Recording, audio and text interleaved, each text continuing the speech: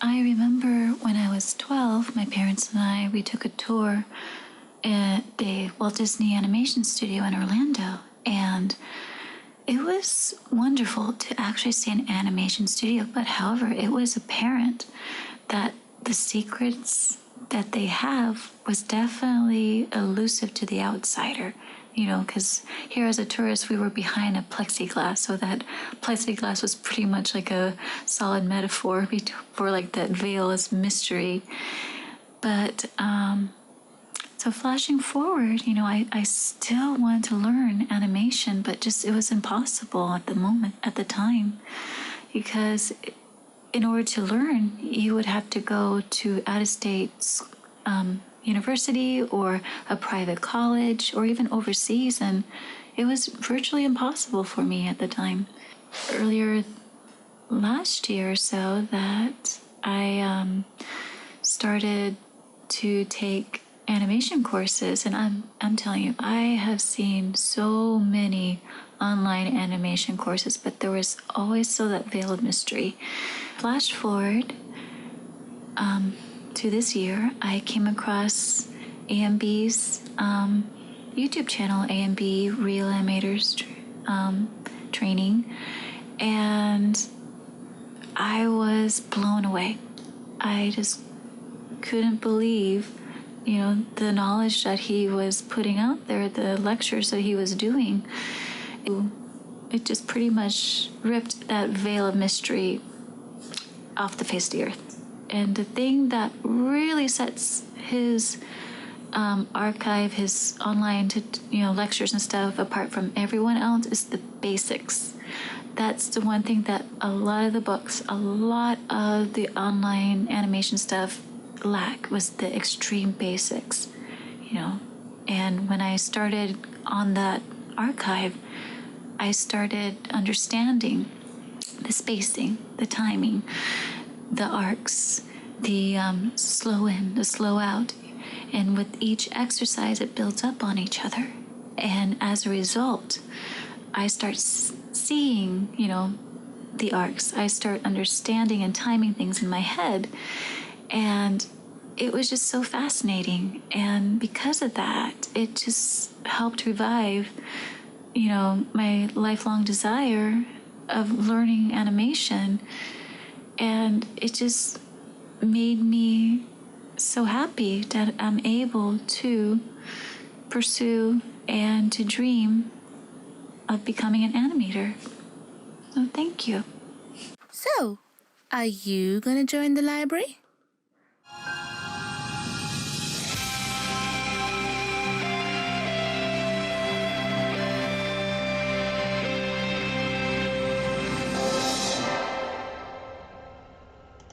Hello, and welcome once again to another edition of AMB Animation Livestream. Alright, so this is going to be a little gift to all of you awesome YouTube people. I'm going to do a recap of all of basically the kind of 7 years that I've spent building the library. I'm going to kind of give you a stream which is, I'm going to demonstrate, because the one persistent question I get, which I get two questions. The first question is the ignoramus question of what software. Quite frankly, if that's your question, please leave the stream. The other question I get, which is reoccurring, is how do you keep things consistent? And I've always basically said, look, consistency is something that you guys are so obsessed with, but it's kind of like something that grows over time. And it's not the most important part of what makes animation good, right? You've got your 12 laws of animation. One of those laws is solid drawing. But that is not necessarily the law that makes the movement nice. Or, yes, granted, it's got to look solid to sell the illusion. But I think everybody's caught up in that and they kind of miss the three fundamental laws of arcing, timing, slowing in and slowing out, and all those kind of things that make animation good. And ultimately, what hand-drawn animation is, what real animation is what real animator term that I coined is the secret science of shape simplification. So I've got lots of courses about that, covering that, particularly in my advanced archive, but I'm going to give you an overview of the secret science of shape simplification free. So it's going to stay up this stream, and it's going to kind of, if some of you want to draw along with me while I do this, because I'm going to be fast, but I'm doing it not necessarily to train you, because it's a free stream and it's going to be quick and it's going to be rapid fire, but hopefully you'll kind of, a light will go off in your head, and you kind of like, if you're still trying to force your consistency, you kind of say, I need to really learn these things in order to get consistent. So it's going to be a fun stream. If there's time, I'll just ask you guys to pluck a character and I'll Google it and I'll do a quick little head turn or animation with them, exemplifying exactly what I'm talking about, that you can keep any character consistent if you know these skills. It's not just about just keeping your own character consistent.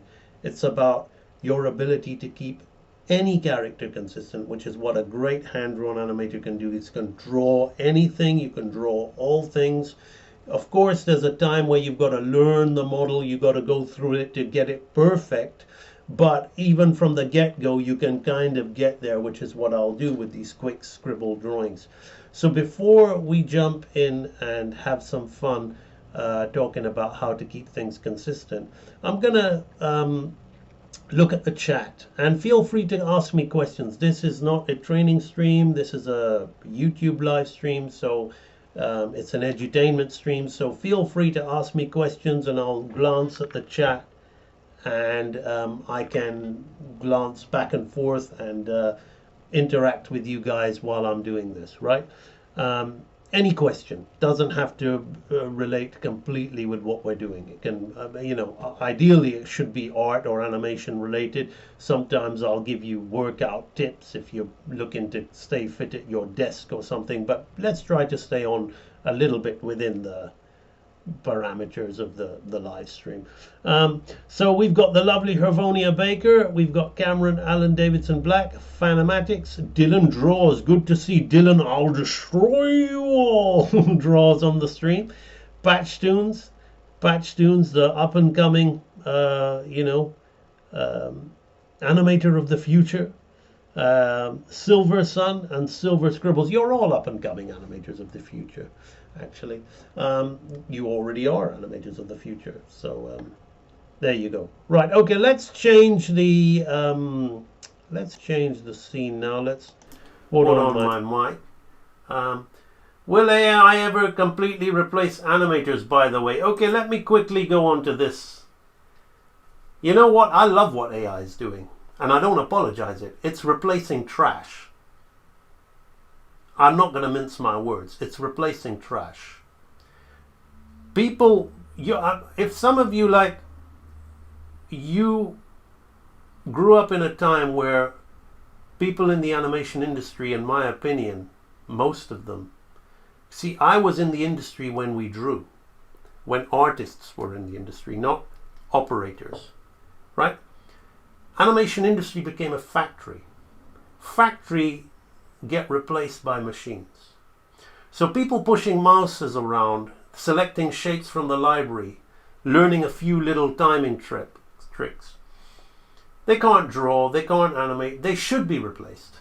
They should be replaced. So my answer to your question, coffee lover, is they're not replacing animators. AI will never replace real animators. See that R in the background? That stands for real animators. Real animators, what are they? What is a real animator? It's not just about being a hand-drawn animator, it's about being a real artist. Because that's where artists looked to the industry for security when they began on this journey, right? They looked, oh, how am I going to make money? So they kind of looked a way of, oh, I want to get a job doing what I like doing. I like drawing. I like building puppets. Even people who really worked at 3D models and building 3D models, I like doing that, right? I'm not completely against CGI, for those of you that think I am. What I am against is operators looking for an easy ride, who have got no skills, but then want to run the show. right? So these people are going to get replaced. Just like the person at the checkout is now you can self-service your checkout, right? I mean, they're doing away with waiters in restaurants now. I don't know how I feel about that. You know, I may as well just stay at home and cook my own meal then. You know, you go out, you want some service. But it's becoming a world where, you know, these kind of things are getting replaced. But real artists will never be replaced. Real artists will have their own niches. Real artists will respect real art. Real artists will once again cater for real artists. You know, let the mainstream continue scrolling away because they're zombies, right? Don't worry about pleasing them. The industry's pleasing them. You're an artist. You're concerned with how good you are at your craft and recognition from others who understand your craft. They're not going to be looking at AI. Some of them might be. So there are a lot of young, confused, insecure people worried about their relevance because it's all about association and affiliation. Who do you affiliate with, my friend? Do you affiliate with operators operating machines crying about their irrelevance? Or do you recognize that you are a real artist and you will always be a real artist and you will always draw until the day you leave this earth, and that is what makes you feel alive? And because you feel like that, there are millions of others who feel like that, and you will resonate with them if you stay on track. You will never be replaced, my friend, because you're a real artist. So do not affiliate yourself with operators. Operators, technocrats, people interested in what software, right? Do not affiliate with those kind of people. If you are doing things that way, it's okay because you are watching my stream. You're watching my channel, which is about drawing. Obviously, part of you wants to go beyond this unsatisfactory sliding shapes around, selecting pre-drawn positions from a library. You want to get these images from your mind's eye so that your physical eye can see what you're doing. And you want to share that with others. And there's something inside you that makes you persist at this thing. And that, maybe it'll mean you'll have to kind of empty your cup and start a new journey and fill a new cup and move forward. But if you're dedicated and if you're passionate, and that's why that's your purpose on this earth, you will do it. No doubt about it, you will do it. You might feel uncomfortable having to relearn and start again, but you will do it. But there are others who were just in it for the free ride. Animation's easy, man. I can be it. Like I can be an animator now, right? Somebody has filled out the form to purchase a training bundle. Thank you, sir. If you are somebody watching me right now online, I cannot process that if you make that order until the stream is over. So please stand by, and maybe it'll be an hour or 2 or 3, depending how this stream goes, and then I will, because the bundle orders are processed manually because they're higher ticket, and I don't like to leave that to automation. So there we go. So hopefully, coffee lover, that's given me 15 minutes to let you all gather. I'm glad I've got a good audience here. You're going to watch me how to keep your drawings consistent. So stick around if you want to learn how to keep your drawings consistent. Also get your, if you're at a drawing board or any kind of drawing paper, animation desk, get your pens and pencils ready because you may want to draw along with me. I'm going to be fast, but it's not about training you so much. It's about making you aware of the secrets of consistency. You want to be a king of consistency? Stick around and watch this stream. Okay, now we're getting a lot more chat, but I feel after 15 minutes of talk, we're going to start drawing. But keep your comments, and I promise you I will be looking at what Silver Scribbles is saying and what other people are saying about that, but I will never revoke my view, because I'm kind of like gloating, and I'm not going to pretend I'm not. I'm gloating because I've been saying this for years. Some of you people who've been following me for years, it's like nearly 3-4 years ago I've been saying that, you know, you can look at the screen and you can create your own Pixar quality animation with Snapchat, and it's not far away. And these operators, these technocrats, these non-art types who have been, you know, contaminating the animation world, completely relabeling the term animator away from artist into technology like tech, turning the industry from that to that. I'm gloating now, because it's like for them, and nobody gave a shit when the real artists were kind of pushed away.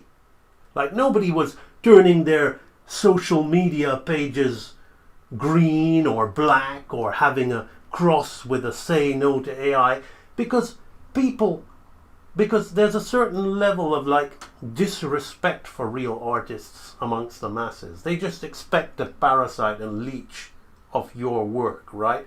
And they think, oh, you just draw, like that's not a real job. But now these people who have kind of entered in, like, as if operating a computer is a real job, but like as if that's something more than like what an artist can do. Artists give the human soul like a reason to live. Thank you, sir, if you are watching this stream, I don't know if I've received your payment for the master bundle package. I will process that and create your account at the end of this stream. I don't know if you're on this stream, but I'm just covering that because it could be that you're watching the stream right now. Okay, right. Thank you so much. Let us begin the stream. Wow, 17 minutes of chit chat at the very beginning and no drawing done. Let's jump into it. All right. The key to consistency. Let's talk about consistency. Let's give you something to look at. Wow, look at all this amazing animation of this hula girl dancing away. Look at all those separate things happening. Let's zoom right in and look at all of the different aspects of this character. Let's just look at how consistent her face is as she's dancing away, right? Look at the volume, the solidity, all of that's happening, right? Very, very consistent, all drawn frame by frame, no kind of copy and pasting. Or let's look at the torso, let's look at the body, the hands. Oh wow, isn't that consistent? Like everything feels like it's one thing. Let's look at the legs and the skirt. Let's look at how it moves organically, follow-throughs overlap. Heck, let's even look at her itty-bitty toes, right? Let's even look at her feet and see how consistent they are, right? Okay, right? Very, very, like, you see the kind of level of skill that goes into doing something like this. Let me tell you that if you learn the right things, it ain't hard, all right? So many of you want this, but there's a hierarchy of things that you've got to learn, and that's what my Real Animator training library takes you on that road. It takes you on that road. But what we need to understand is drawing, right? Come on. Okay. Let's write it in red so it's like it sinks into your life's blood, right? Drawing. What is drawing, right? What is drawing? What is writing? What am I doing right here? I'm making lines, right? Lines are making, now this line is almost like a shape, right? It's a series of lines that makes a shape. So I want to basically create a series of lines that make a shape, and I want that shape to be consistent, right? Now, if my friend Mr. Leon was in the chat, which I don't think he is, because he hasn't said hello, he would definitely jump up at this term here, because what we are learning is what we learn in real animation is the secret science, right? Science is a Latin word to know to understand, to know. The secret science of shape simplification. Right? That is it. That's all there is to keeping things consistent. Now, many of you don't like to work with a bouncing ball. You say, I don't want to work with a bouncing ball, right? So the bouncing ball goes here, right? The bouncing ball is going to squash down here. Let's do a really old school kind of like silly example, right? Then the bouncing ball is going to stretch here like this, right? Let's keep it simple. Right. Bouncing ball is going to stretch, so it's here, here, right? And then it's going to get its form back like this, right? So, like, that's a strange bouncing ball, isn't it? But it's still a bouncing ball, right? It doesn't feel like a bouncing ball, but it's still a bouncing ball. Now, this series of scribbles of this shape, right? This circle, it's even though it's deforming, there's a certain consistency. It feels like the same mass, right? It feels like Milk Cow used to say, the same piece of meat, right? Even though it's stretching, I've kind of thought about it like, oh yeah, that kind of feels like that's stretching, right? It feels like there's a distribution of mass happening there, right? Then I can go between here and here. And while there's some differences, I've just scribbled it, they're almost like, let me do a copy and paste just to kind of see how accurate I am, right? Let's now make this a light blue. Let's drag that here. Oh, look at that. Look at that. They're practically the same size, right? So I have kept a circle consistent, right? So the whole point is as we move this bouncing ball around, about, and everywhere, we have to get good at keeping one line or one series of lines, one shape. You have to get good at keeping that consistent. Now, you got to be absolutely honest with yourself and ask yourself, can you might think you can, but go away and try it. Can you keep one shape consistent? We're not talking about zooming it around and about, because, you know, all that camera move stuff is deceptively simple because your eyes are watching it move all fast and you can get away with all kinds of. Can you keep one shape consistent and have it distort and still feel consistent, right? So now we're going to add another series of shapes onto this thing, right? I'm going to add a series of lines here like this, right? Right? And I'm going to add this here like that, right? So this now, let me look at what I'm doing here. Okay, well, there's more space up top than there is at the bottom. So I've kind of like got to think about that here, right? Because I want to keep that consistent even when it's distorting. There's more space at the top than there is at the bottom. You understand, right? It isn't simply just mindless, your hair, this is wrong, right? So if this is stretching, then I'm going to stretch that, right? There's more space here than there is at the bottom, right? And then again here, if I go from here to here, this should be more like this, right? So, can we see something that's happening there? Now, let's add another shape. Let's add another shape, right? Let's add 3 kind of triangles, right? 3 kind of triangles. Let's kind of squash those triangles there. Oopsie. Oh, and we've kind of done it there. We've done it at the end, but it's just 3 triangles, right? So I'm just putting 3 triangles in here. Let's stretch those 3 triangles. Right. So now we've got like 3 triangles thrown in there. Isn't that interesting, right? So then on top of that, I'm gonna now add another a big triangle on top like that. Let's keep this simple. Let's throw in some. Oh, I've done it again. I start with the last frame. But you know what? It's all about a formula of keeping things consistent. So let's do that, right? How you liking this little live stream so far? You learning? I know you are. You don't have to tell me, right? So here we go, right? So this goes, let's keep this long like this, here like that, and then we'll bring it all back. Let's just look at that and that. Doesn't that feel like consistent? By the way, have I turned on the light box? Write it in the chat.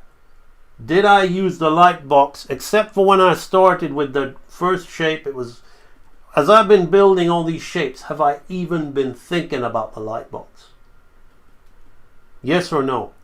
Do you think about the light box when you're doing this stuff? That's part of the problem. That's part of the problem. You're too busy looking at the shape before. Imagine walking forward but always looking back. All right? Imagine always walking forward but not looking down or looking to the side to see where you're going. Present moment. That's what is where you're screwing up. Present moment. What is the shape you're on right now, right? So let's wow you, okay? Let's make another kind of line along here and a line like this, right? Let's build this like here, like that, right?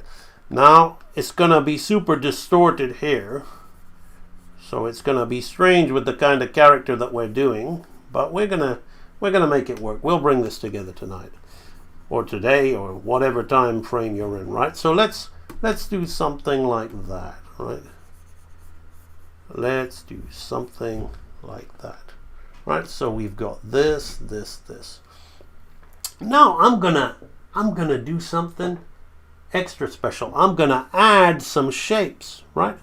I'm gonna add a shape like this, right? I'm gonna add a shape like this, and I'm gonna add it here, and it's all starting with a bouncing ball, right? I've got to check that with that. Yeah, let's create the line there like that. Can you see what is happening to this bouncing ball, people? Can you tell what it is yet? Right? Let's have something like this, right? By the way, if any of you have bought any courses from Udemy or whatever, right, and you've paid money for that, but you're watching this right now, this free thing I'm telling you, and you're saying this way destroys any of that shit that you've been watching, type it in the chat. Type it in the chat. Yes, Joe Dirt, I purchased the animation course. Right. I don't think he is online. Somebody has purchased my course. Okay. Let me reply to this. Excuse me. Okay, I'll tell you what I'm going to do.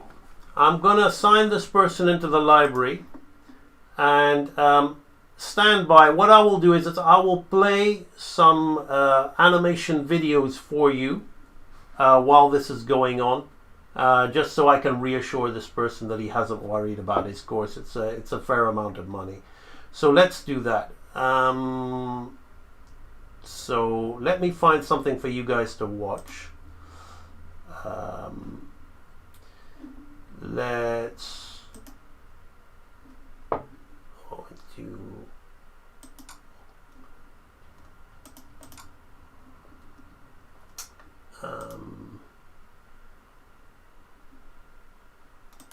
let's dig out the old Groundhopper animatic for you.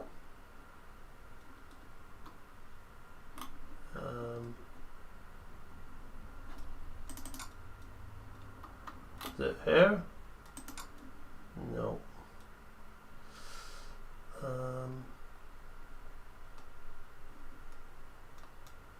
Okay, I'll do the real Animator training ad now, and basically, then let's put it on something consistent for you to watch. Let's give you a free example of a real animator training video. Okay, let's go into the training archive, real animator dashboard.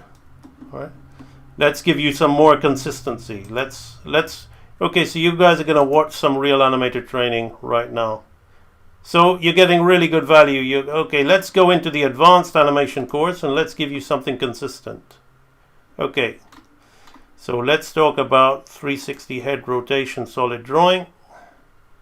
Alright, let's jump into part 2. The solid drawing. Right, let's start about that. Okay, so the first thing that we're going to deal with is the mass, the head mass. Okay, so the head mass, if we turn on our onion skin, okay, let's just make this small. That's the one thing we see that there, excuse me, that's the one thing where we see that there's no gap, okay, it's almost static. Okay, so I'm just going to go around there and say, okay, yeah, there's not much happening there, so I'm just going to say to myself, let me just turn this off here. Yeah, there's a little bit of stuff going on. My guide drawing is actually making it harder for me. Okay, so if we just go around here, we see, yeah, okay.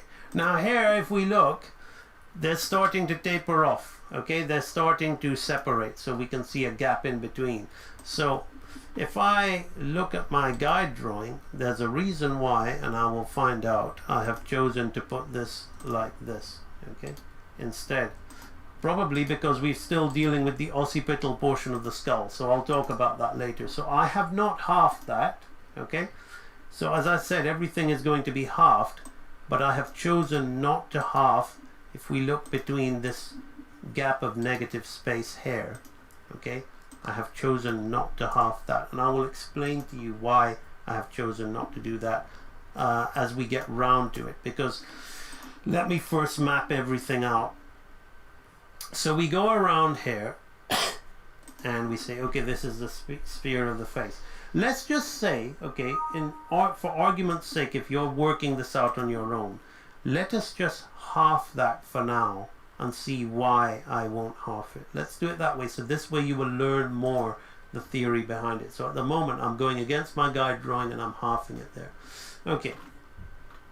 So now we're going to look at the center division line. Okay, here we've got the profile, but here if we go to this view, we've got the center line. Let me just come out there. So this line going along the center of the face, okay, that's going to be the same as this profile line here. Okay, so we're going to want to go from there to there. So this is where we start doing our halves. Okay, so we start making our halfway, so I can see that this one is here. Okay, so I'm going to put this halfway between the two, and again this is difficult with the light box on. Okay, so I'm going from this line here, okay, and this line here, I'm going to put it halfway between. You see how this is where, you know, you're gonna really this is gonna really work your in-between skills. Okay, so so you really need to pay attention to this.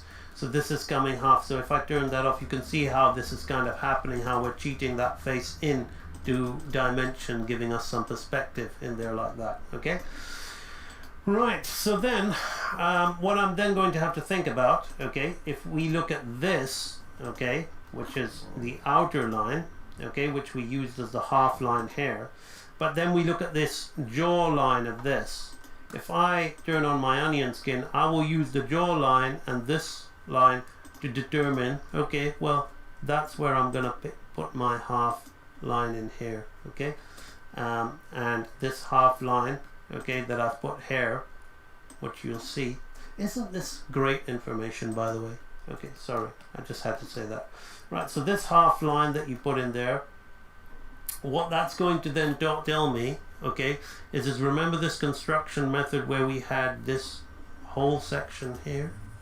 I'm just going to deal with in-betweening that shape. I'm just going to deal with in-betweening that shape. So I'm going to look for that, okay, here, which I see is here like this, okay? And then I'm going to look for this section here like this, right? So then I'm going to say, okay, well, we've got this here and we've got this here, so I'm going to plonk it halfway here. Now I know I'm drawing so many lines, and this is where it gets very, very difficult and very, very confusing for you. So I've just got to, I will speed up later on, but since this is the first one we're doing, and we're doing it together because real animator training is supposed to be followed, you're supposed to be doing it as I do it, okay? So I'm going to explain it again to you. This line here, okay? Because we can see there's a little bit of an extension. This line here, okay? And this line here, not this, see? This line here, right? So when we look in the onion skin, we can see that we have got indeed this line here and this line here, and I'm putting my halfway line in here, okay? So you can see that it is halfway in between. You see, it is difficult. You're going to have to really, really look. But once you train your eyes to do this, I promise you that this is where, that's why I put my guide drawing underneath to make it super easy for you to see. Once you train your eyes to do this, I promise you this is where you're really going to start developing those skills. So I know when I give these lectures, I try not to single out people who are in training library, but I'm going to single one person out at the moment because I see he really wants it. There's a guy called Dwayne Stafford Gale who really wants this. At the moment he's kind of fighting and trying to get this, and he's sort of fudging it in his work. So this lecture is going to really help you train those skills doing, okay? Right, so as we come into this like this, we can see that we're building this. And now what I've done here is this, just a straight line, so we can get our straight line there. This mouth is just a straight line, so we can get our straight line there like that, okay? And again here, this portion here where we see this cleft, okay, and we see this dot portion here, if we just put a straight line there like that, okay? And then what I'm going to continue to do is I'm going to, you can create an imaginary line there if you want, okay? So now the next port of call that I'm going to be looking at, okay, is going to be the jaw. I want to define my jaw line, okay, so I want to look at this and I want to look at this, okay, and this is how we're going to figure out why I chose to do that with the back of the skull. So if I look here and I look here, you see I'm even though the light box is on, because you're looking at so many lines, you can get lost. So I'm going to say, okay, that's the jaw, okay, so my middle one is going to be between them, halfway between them, okay? So that's what I'm going to indeed do. I'm going to put that halfway between there to find the jaw, okay? So now we're getting somewhere with that. And very quickly, this curved line of the eye line, okay, this I'm going to kind of keep constant. I'm just going to kind of trace it along because we can't really go out of it, okay? So that is going to help me find the top of my jawline. So maybe you should have done that first, okay? Maybe you should have done that first. So that there we see where we can now, we see how this is all starting to build and come into play. God, I love real animator training. Even when I'm giving these lectures, I'm getting the vibe of, I wish I learned this stuff when I was young, you know? And it's making me feel happy sharing this information. Okay. So next up we got the jaw here, and we got the jaw here like this. So as I look in there, I see, okay, this jaw is here and this jaw is here. You'll have to forgive me, for some reason I don't know why I've got this persistent cough. It's got nothing to do with the virus thing. I'm absolutely fine, but you'll have to forgive me if I cough a few times. I don't understand. I put off lecturing last week because of it, but I can't keep putting off my lectures because there's nothing wrong with me. Right, so if we look at that, we can now see that we formed the jaw halfway in between. Now let us go back on to this thing. You see how I created this half, saying on the premise of half we'll put that there like that. But you see how when we look at this, okay, when we look at this and when we look at this, it's all kind of linked to where the jaw is. It all kind of goes to where the jaw is. All right. If I come here, it doesn't. It ain't gonna happen, and she'll get some extra jaw mass here, which is not what we want. Okay, we'll get. All right. So you can see, well, while I've been dealing with business matters, sorry, I gave you some hardcore consistency training. That, as you can see, like this lecture is 2 hours. Okay, this is a 2-hour lecture, and we've got like this course is like 1, 2, 3, 4, 5 parts long. Okay, so what I'm doing for you today is extremely quick, right? So not to this level, but giving you a guideline. But unfortunately, well, fortunately, I mean, somebody just signed up to these courses, so but they were kind of concerned about their access. Now, for people who are considering my courses, you can buy each archive one at a time, and it'll automatically enroll you.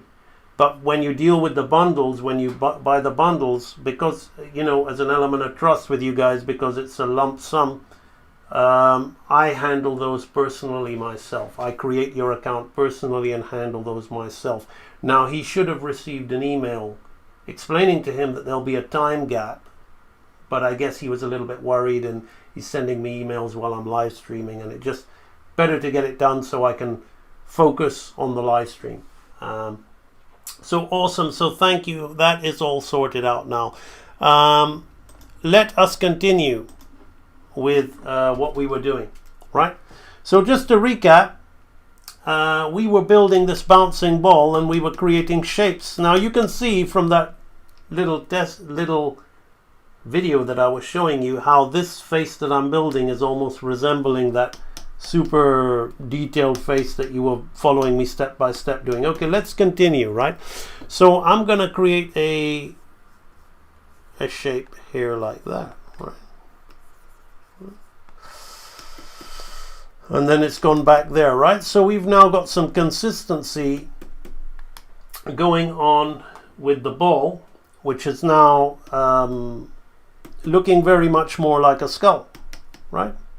So now I'm going to add some more lines within there, right? Let's add some lines here like this, right? Let's add some lines here like that, right? Let's add some lines here like this, right? You're getting see, no light box is being used, just an understanding of where to place these lines, right? Just an understanding of where to place these lines. See, people are already guessing what's happening. It seems like a shocked expression, right? So let's then add another series of lines, like a triangle here, right? Let's add a triangle here. So can you see how the secret science of shape simplification, right, is happening, all going on here like this? Right, now I'm going to add a square to the side of the head like this, right? Now I kind of know where that square is. Like, the square is in line with this and kind of almost in line with the bottom of the nose, but not completely, right? Just hanging on the side of the head like that, right? Now you can see like what's going on there like that, right? I can add necks and things, but I'm going to keep it simple. We're just going to deal with the head here like this, right? Now I'm going to knock this back a little bit. So just to kind of give you guys, let's put it in a yellow, right? Right, just so you can still see that happening, right? So let's start building on this. Let's start going inside the triangle. Now I don't expect you to copy this perfectly, right? But I'm gonna put these kind of triangular type eyes on here, right? And now let's do the eyebrows as well. Let's sit the eyebrows in there as well, right? Like that. And then I'm gonna go over the nose, right, like this. Now I don't expect you to draw this character, but this is a demonstration so you can see where what kind of like happens as I kind of go over all these things, right? So now I'm going to start creating an indentation in there like that, and I'm going to come up from the ear and bring this in here like this, and then I'm going to go around the ear, and inside the ear I'm going to put ear shapes, right? This is the same process. I'm putting the same little series of designery shapes inside the one shape to create another series of shapes. And for example, now if, excellent, he's in the library, awesome. So if I create a circle like this, now this is where anatomy and knowledge comes in, right? Now, if I know what this is called the helix of the ear, right? This is called the tegus of the ear. This is called the antitegus of the ear, right? So I'm just creating lines which are creating shapes which your brain is processing and suggesting, this is called the, right, this is the canal, this is the concha and the greater and inferior crus of the ear, right? So basically all I'm doing is I'm making a square on the side of his face. I'm kind of cutting into that square like this based on that, right? And that's how bouncing balls become swinging pendulums, become stick men, right? Become more detailed anatomical. How much have you studied, right? How much study have you done to load your shapes with the information? And that is where how you get good and how you take it further. But that doesn't mean the movement is going to be good, because what you might have all missed while we're focusing on consistency is the bouncing, the squashing, the stretching, the arcing, right? Which is what's going to make this movement look good. Let's just give him a bald head, and we'll talk about the hair shapes in a minute later on, right? Now we're going to deal with a squash and stretch shape head of a human, more kind of cartoon, but more almost realistic, real cartoon, right? A kind of, yeah, that's it, real animator training, real cartoon, right? So it's a cartoon looking man, but it doesn't look shit like some Adventure Time bullshit, or some kind of something drawn by somebody who's now being replaced by AI, right? That kind of stuff, right? So we're going to squash the lips in there, and we're going to kind of think about the angle of the head, right? So I'm going to come in here, right? He's got his chin portion, so I've got to keep certain aspects of his mass. I'm squashing his head a little bit, right? I'm kind of changing a little bit from the bouncing ball, but not too much. I'm deciding what, also the angle of the ear, that, you know, it's not, I'm making it look very easy, but like I'm making this more prominent than it is here, right? Can you see how that angle has changed, right? Shape changes. So, but that change of shape creates the illusion of dimension, right? And this is what you learn in those videos I was showing you, that big video, right? Takes a lot of time to process this information, right? So let's keep him like that, there, like that. So we've got this. Now we're going to open him up a bit, right? So we're going to play with the squash and stretch of the eyes, right?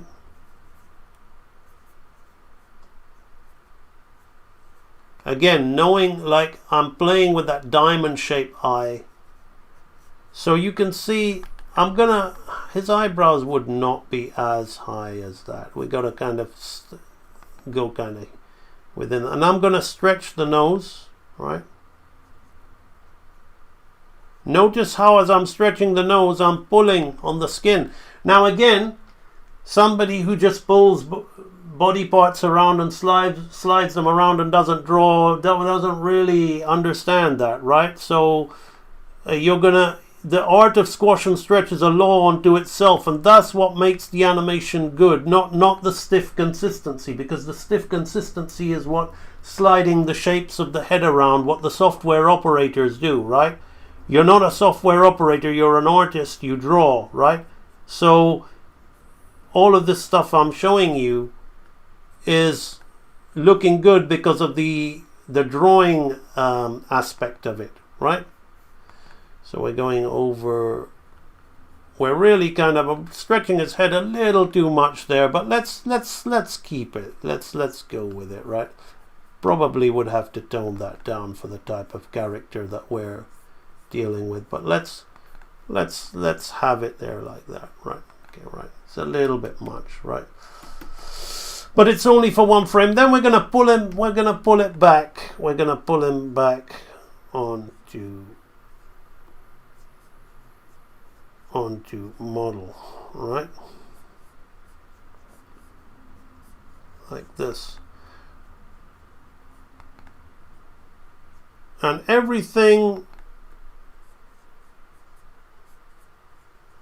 right? And I haven't touched the light box once, except for when I did the first bouncing ball shape, I recall. And that needn't have been done anyway. It was just a involuntary action of like, oh, let's turn the light box on. But you can see as I'm animating. Now let's look at this and let's look at this, right? We've got it a little bit bigger here, but not bad, right? I haven't even, let me copy and paste this. Let me copy this. Let me paste this on here and let me make it black. Now let me do this. And let me bring this down here like this, right? So there we go. Quite consistent, right? Quite consistent without any light box, without anything.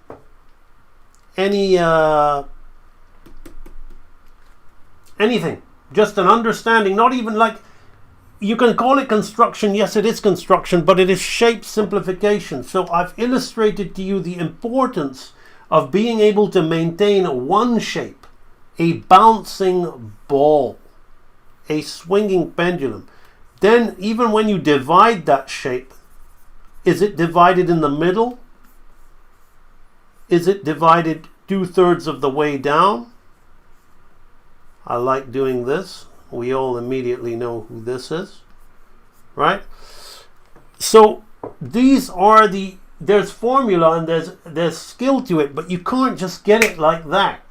You will get it like that once you load your brain with the right information. And a lot of you do not wish to do that for impatience or for, just wanting to think, well, it's the software. No. Animation like this was always drawn, and it was drawn on paper. Whether you're drawing it on the screen or drawing it on paper, you are drawing, my friend. Draw. Learn to draw. Learn to draw for animation. Don't just say I learned to draw, because that's like learn how to be strong. For what? For powerlifting, for martial arts, for boxing, for gymnastics. There's many kinds of strength, right? So this is drawing for animation. Right, let's talk about the hair now, right? So I've got to make a consistent hair shape on this guy, right? So I'm going to do this. Let's go out here like that. I'm going to go here like this, right? If you'll notice, it's off center, right? It's off center. So I'm not even trying. If you notice, I'm just scribbling it in, right? And it doesn't matter what the character is. Of course, if you're more familiar with the character model, it's all gonna be good. But like now I'm gonna build the body of his hair, right? So I'm gonna have something like this, right? Now we're gonna have, right, we're going to have a bit of follow through, overlap and drag coming up here, but can you see how it's all just a shape, lines and shapes, right? Lines and shapes. Now we're going to bring that down. Can you see how this is the law of follow through, overlap and drag? This is what makes it good. It's consistent but good. It's inconsistent as well as being consistent. It's consistent inconsistency, shall we call it, right? And we're going to come back here and we're going to add this like this, right?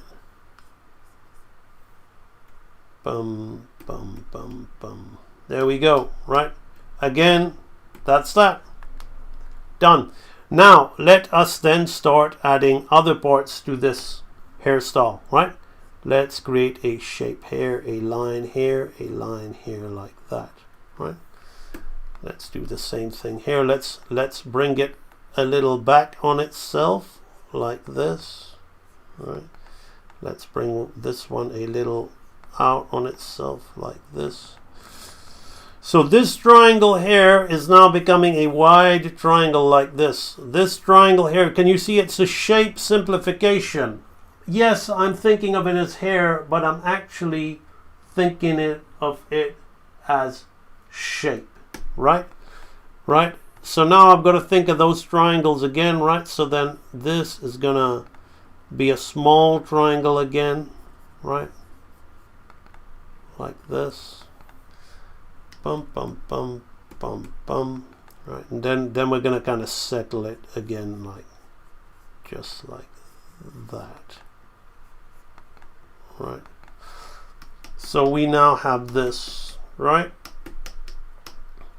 Now I'm going to come in here and I'm going to divide this like this and put in a few more lines here like that. Right? I'm going to kind of divide that like that and just put in a few more lines like that.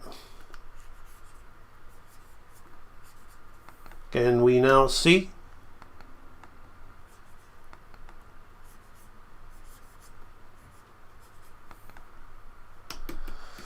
So what started off as a bouncing ball and became a series of squares and triangles has now become a cartoon face going through a series of expressions, going through the motions. So that was very quick, right? But that's essentially how this is done, how all this subtle human movement is done. Now let's talk about body, right? We've talked about keeping things consistent with the head. Animate, construct, draw, detail. No, let's make it a simple mantra. The secret science of shape simplification. Don't think, because your brain is thinking draw, detail, draw, animate, construct, draw, detail, right? You're putting too many things in there, and the you want to all the time approach it that this is a simple process, right? So we've done away with that head. We don't really care about that. Now let's talk about doing characters' bodies, right? Let's talk about doing a character's body, right? So I'm gonna have something like this, right? Just a shape like that, right? I'm not even gonna try. Then I'm gonna kind of work the shape down, okay, like this. Then I'm gonna have the shape come up here like that, bum bum.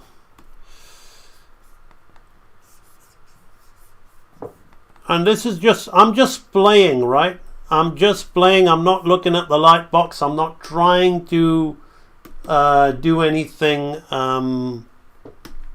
essentially animated here, right?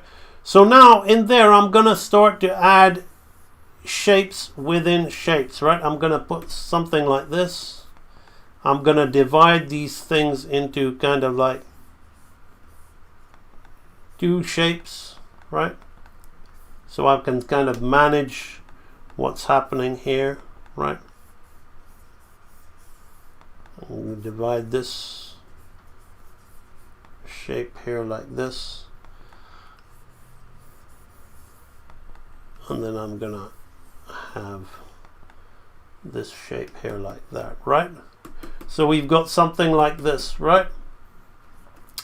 Now I'm going to start thinking about other shapes in there, like adding little lines in there like this. Now I'm going to put in a center line like this, right? And we're going to put in a center line like this, right? So I've started to get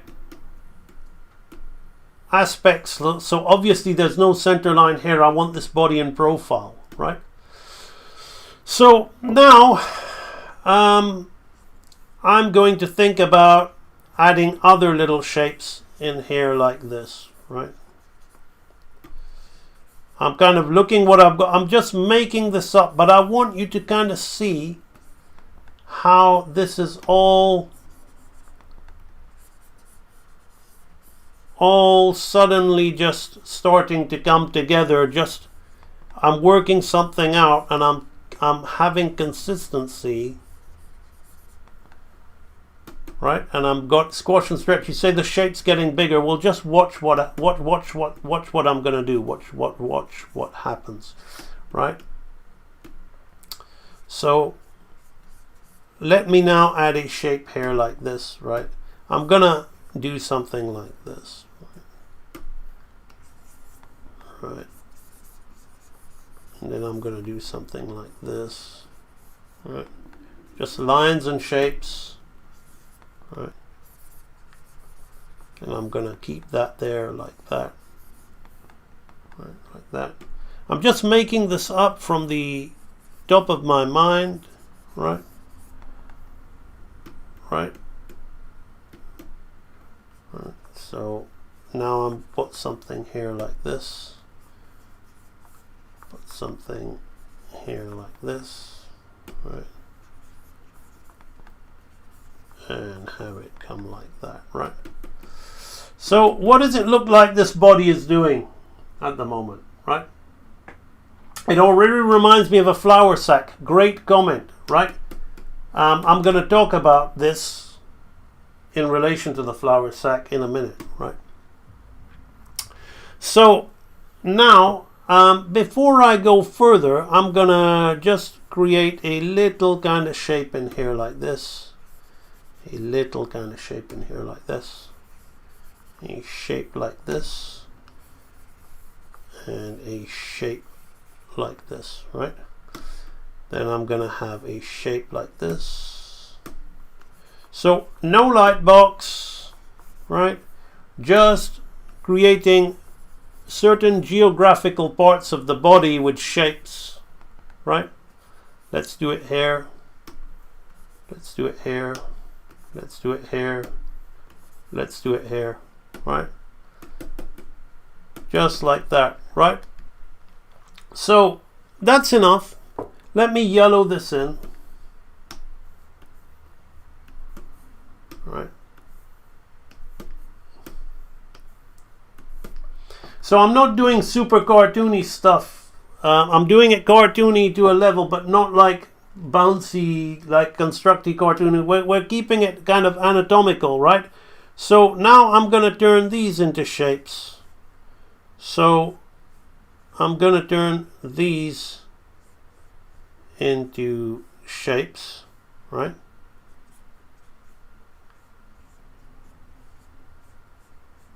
Right. So let's add another shape like that. Okay. So we have this. Now we're going to deal with this circle. Oh, look, it's a bouncing ball. Oh, look, it's a pendulum on a ball, right? So again, I want you to, in the chat, I want you to type the answer to the question. If you cannot keep a couple of balls circles and lines consistent, do you think you're going to keep a drawing of a realistic or semi-realistic cartoon character consistent, right?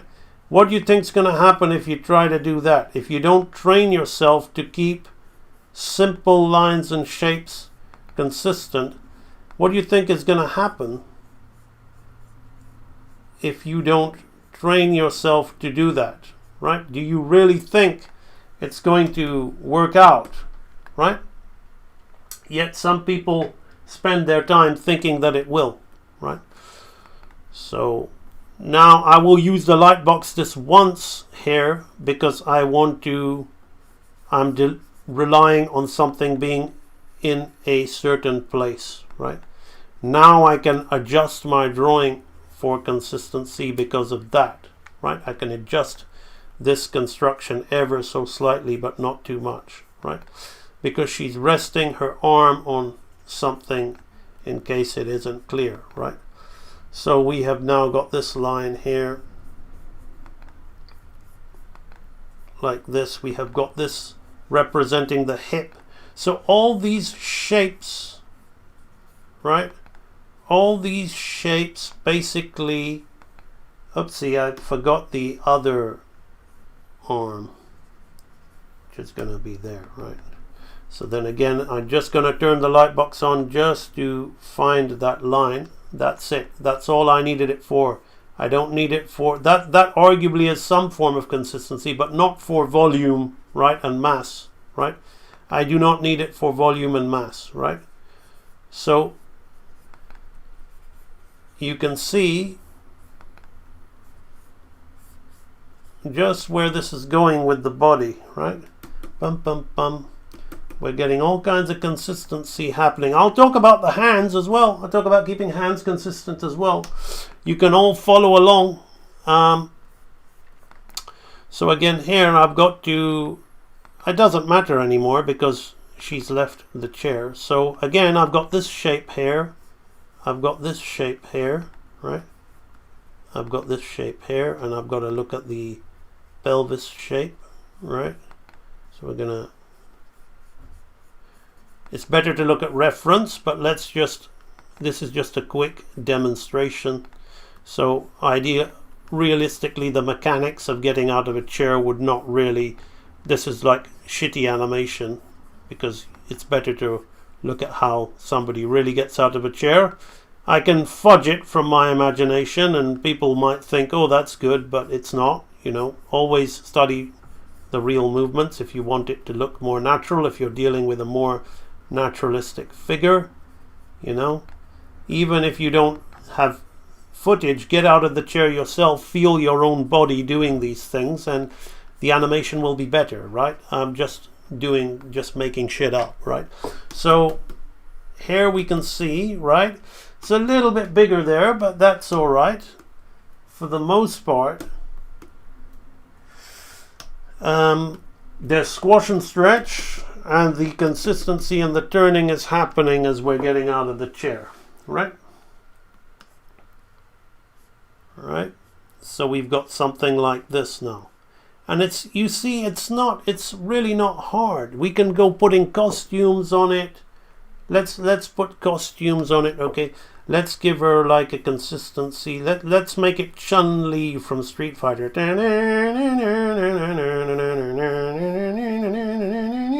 Right, okay, sorry about my singing, right? So let's just do that, right?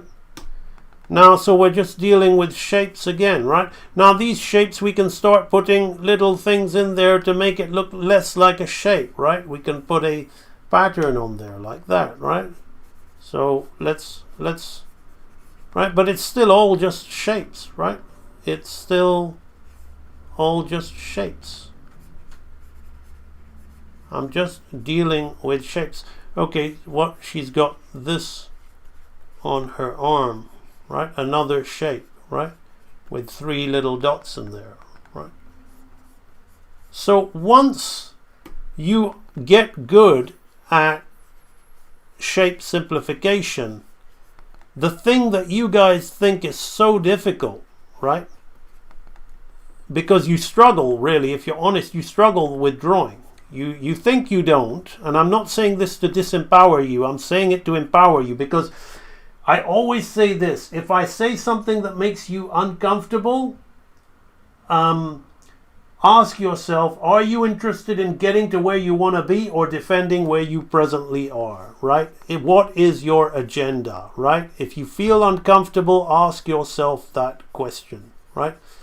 I'm here to help, guys. I'm not here to disempower, but in order to solve a problem, you have to accept, be aware, accept, and understand what part of that problem is. And part of that problem might be slightly egotistical in terms of, I spent all this time and I feel I can draw and I can draw, and well, you wouldn't be having the problems that you're presently having if that were the case, right? It may, like, I don't say this to be mean, that R in the background stands for real. You got to get real before you can be real. And I take my own advice. I am just as hard on myself, right? Which is why you have seen me grow exponentially over the years as I've been building these courses, right?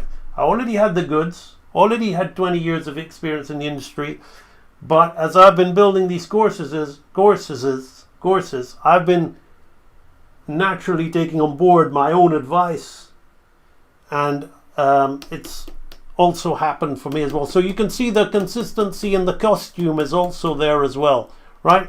So these swirly shapes, we start introducing both swirly shapes, and now the swirly shapes are fully there, right on there like that. You can even do it with creases on the costume. You can put little creases here, right, to indicate more realism, right? It's you can take it as far as you like, right? You can take it as far as you like. It's not, and again, Fanimatics is noticing the anticipation, like, so all what makes this look interesting is not the consistency, it's the laws of animation. It's the laws of animation, because otherwise you can have consistent animation but it just looks dead, like all this AI stuff. Let's talk about hands, okay? Let's talk about hands. Let me start with a shape like this, right?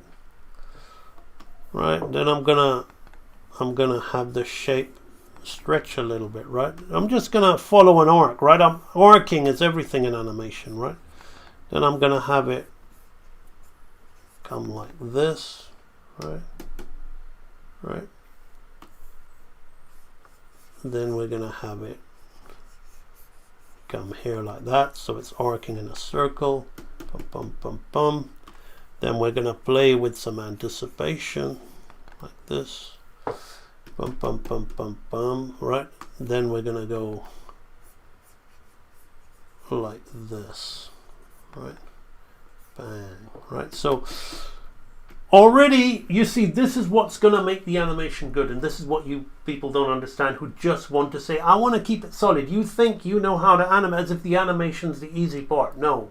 That, coming up with a nice appealing arc and movement like that, I just make it look this easy, but that's the fundamental thing that makes the animation look good. And you dress it up with the consistency and the drawing and all the other laws, but that's what makes it look good. Now watch, right? So I'm gonna now add some shapes in here, like this, right? I'm gonna add some more shapes, right, like that. Ba-bum. Right, now I'm gonna think about maybe dividing this shape. I'm gonna keep these shapes. Now what am I doing with these shapes, right? I'm literally using what we call the law of follow through, overlap, and drag, right? I'm not really doing anything. You guys are just getting too caught up in the drawing aspect, right? Right. Now let's just make these shapes a lot more fun, right? Okay, I forgot about the thumb. right? The thumb we can kind of introduce here like that, right? Right. Bum, bum, bum, bum, right?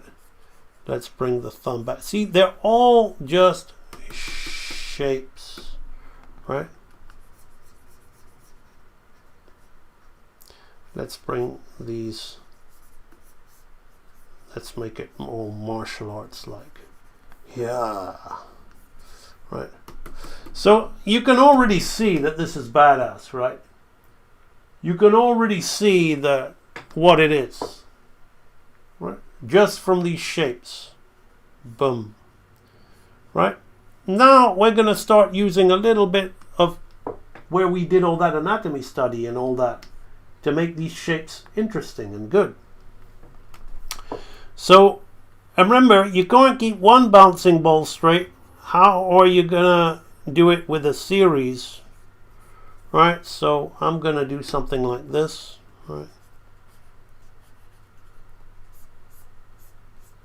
Right. Then we're going to do it the reverse way. Right. Now here's where the hand becomes a little bit small, so we can sort that out. Right. We can see what we're trying to do here. Boom, boom.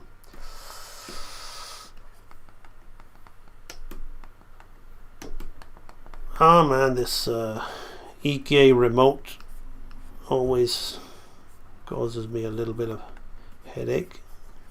The EK remote is this thing here, which I have to use my keyboard shortcut so I can flip between frames.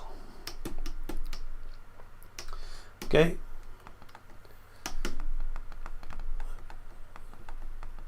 Right, so we're gonna press that. So, can you see now how this is all working? And can you see the animation tonight? Right, okay, so now I'm gonna just divide these things into two, right? I'm not even really gonna try and because they're still basic shapes at the moment, right? I'm not making it a hand. It looks like a hand, but I'm not trying to like think about it so much as a hand, right? Well, I am, but I'm not trying to draw it in nicely. I'm just blocking, right? That's the term I was looking for. Just blocking, right? So I'm being super rough. Again, you really want to do a good hand, you need to look. You need to, I mean, if I can just do stuff like this fast and it's good and it's impressive to some, but to me, by my standards, it's just hacking, right? It's just easy hacking. When you're as seasoned as an experienced as somebody like me, you want to push yourself further. So what am I doing other than nursing?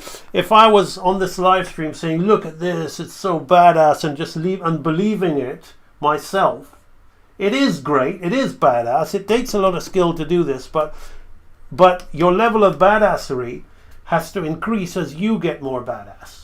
So you have to keep holding yourself accountable and say, well, what would a real hand do? Maybe I just like this. Maybe this is good enough, all right? But I would still look at a real hand and maybe film it with my phone and then look at it and look at some of the things and improve it just a little bit, right? So it's important that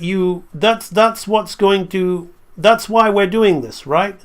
No mainstreamer is going to care, right? They just consume content, right?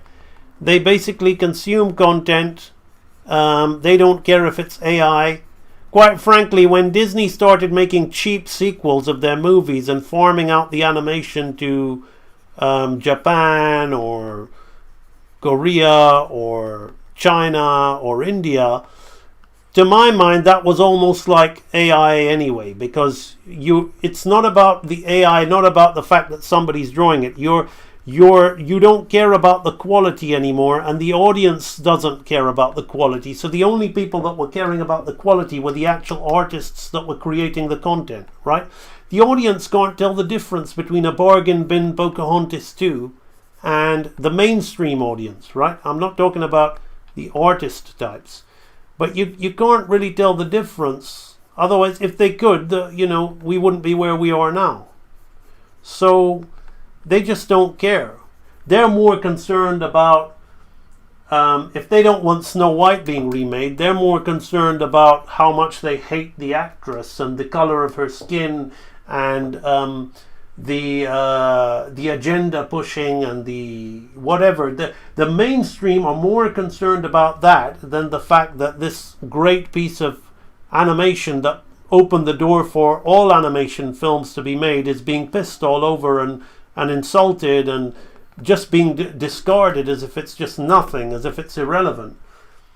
So the mainstream, you may agree with the mainstream stance on the Snow White. I do, because I don't want the film remade. But you've got to understand, your artist mentality, you find that film precious more so than they do for different reasons. So don't affiliate yourself with the mainstream mindset, which is what the industry is going for. So now we can kind of see we've got some interesting hand shapes.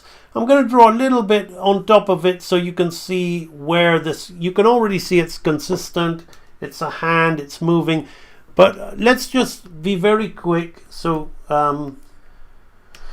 so you can see and understand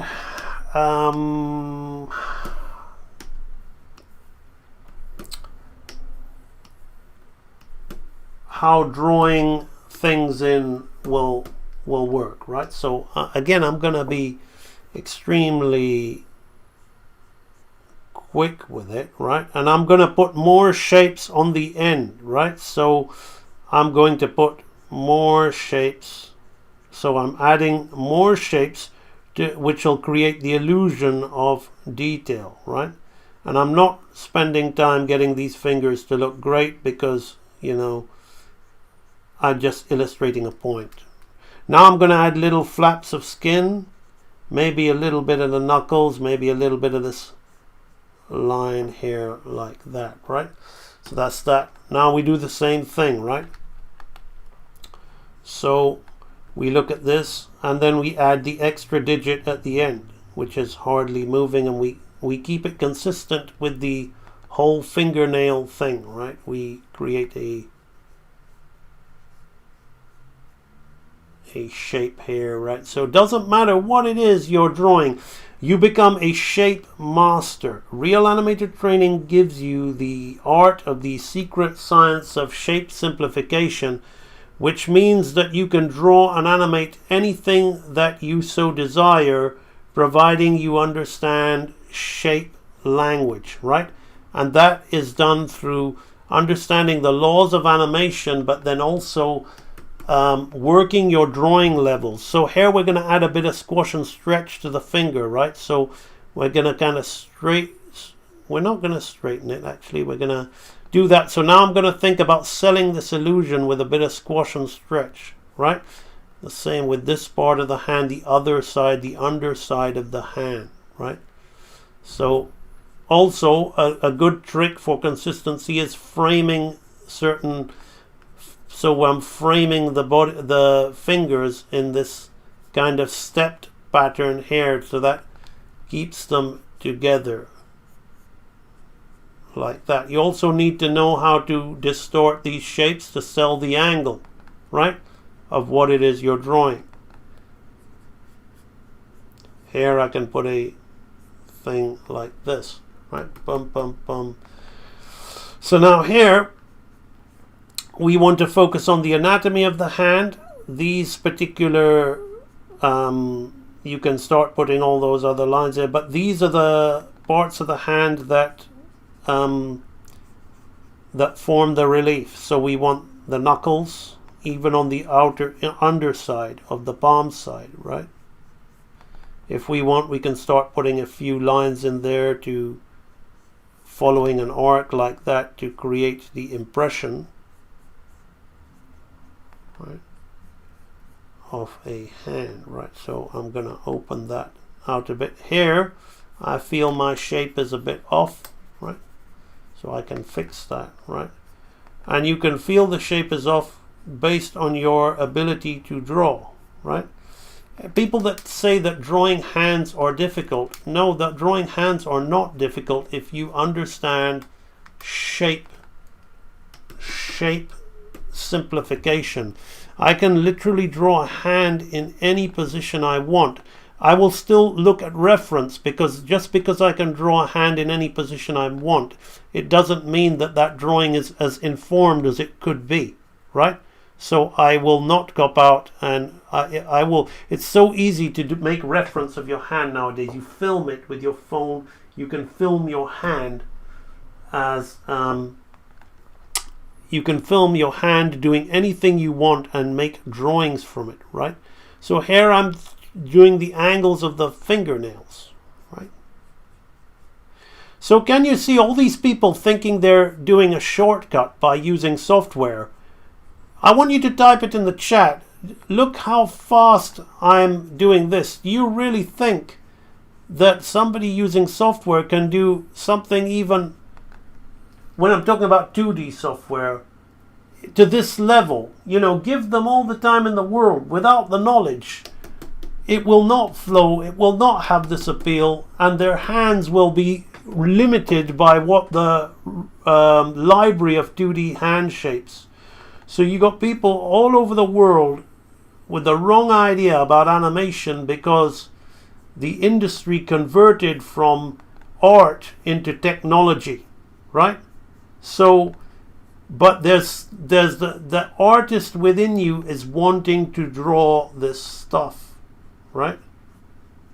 So I'm showing you how simple it is when you learn the right things. I've got to hand it to you. I love that, right? So you've now watched me just cack out this hand, right? This magic hand, magician's hand, or whatever, right? Doing stuff, right? So we've got a hand.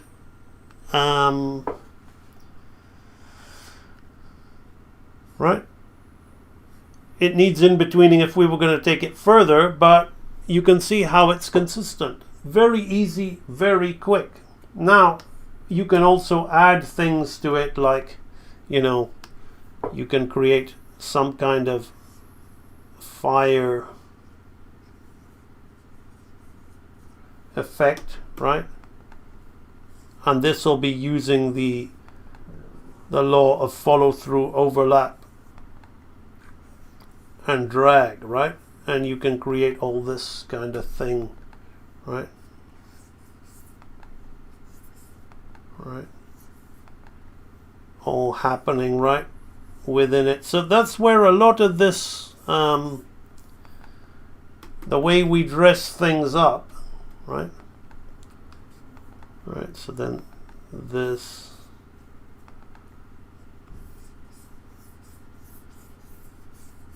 would be something like this. Boom, boom, right. And then we'll drag it going the other way, right?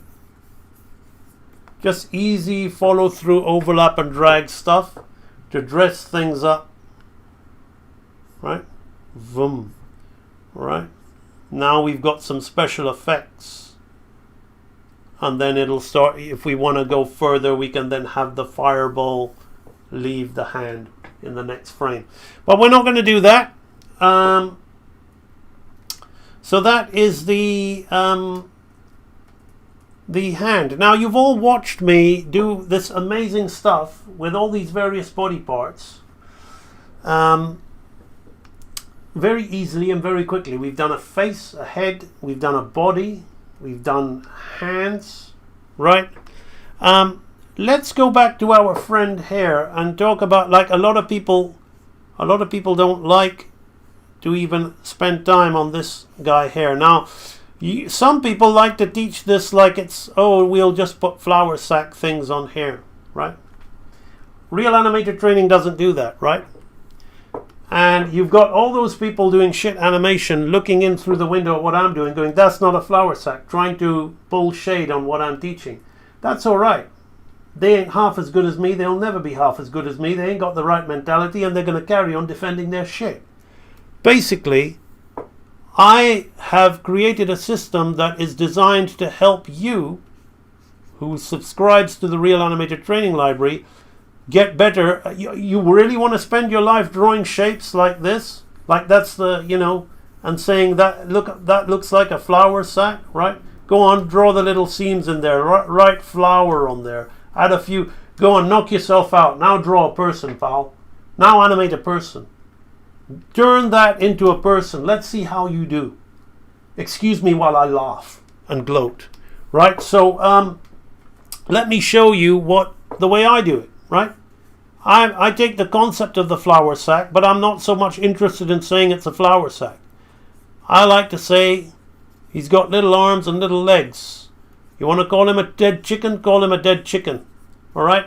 But then let this be a dead chicken while your work is even, you know, your work stinks like a dead chicken. Because like what this does is this primes you to everything I've been teaching you about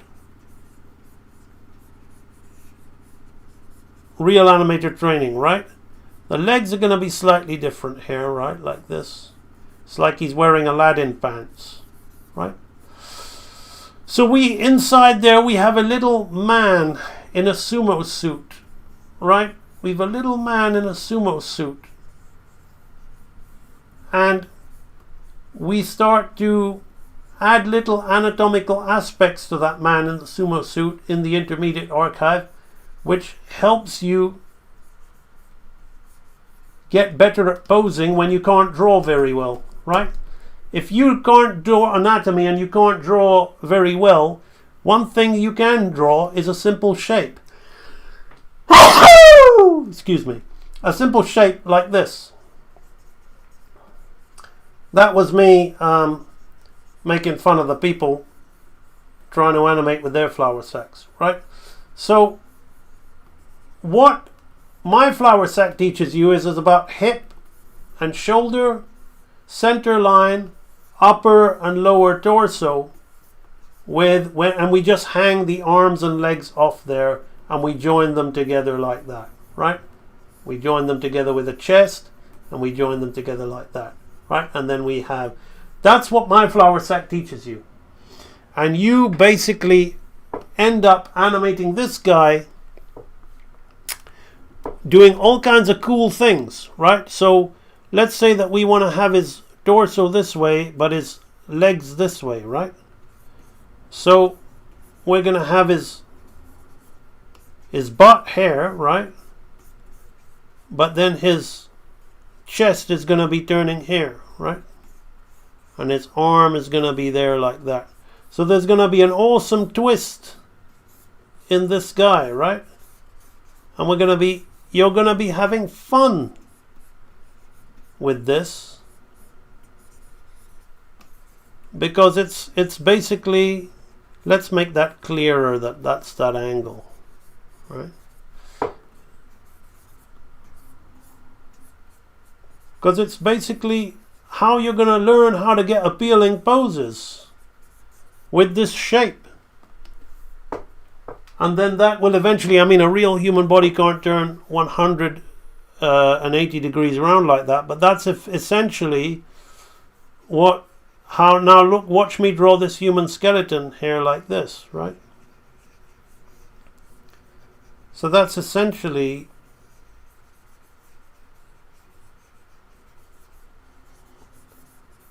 see how all this is more or less the same thing?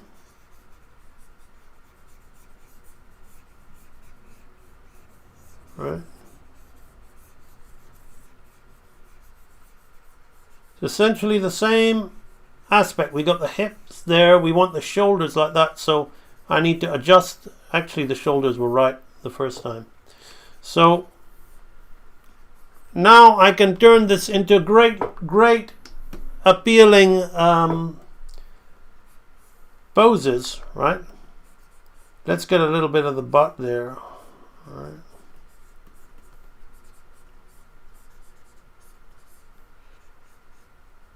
So his back is going to be hair, his lats are going to be hair like that. His chest.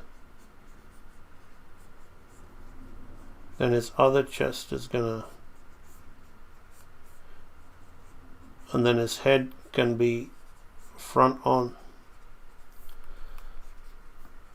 So this kind of drawing is not going to be done by AI, right?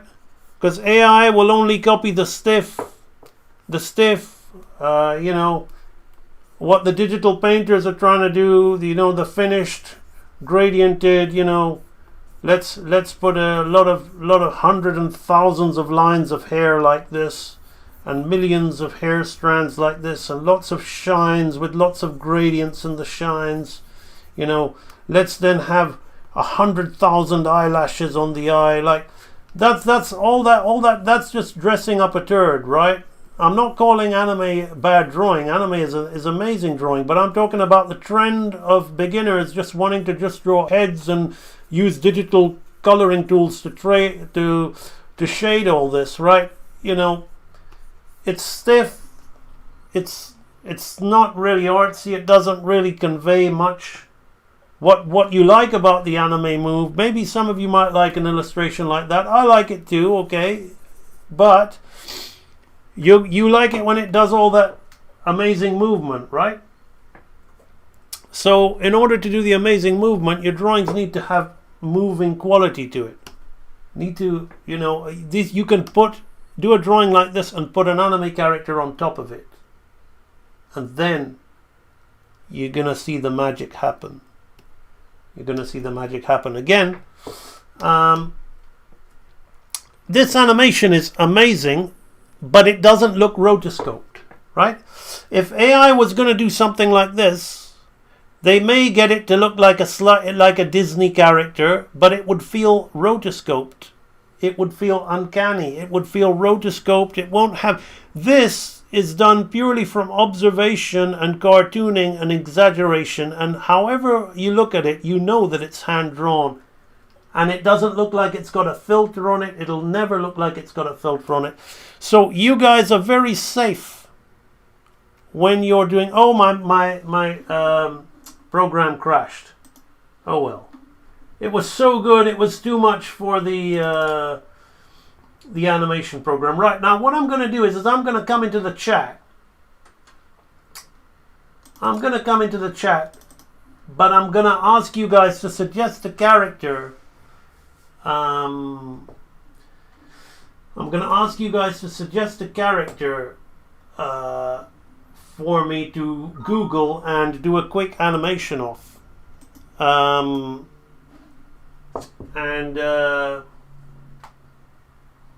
And we'll do that.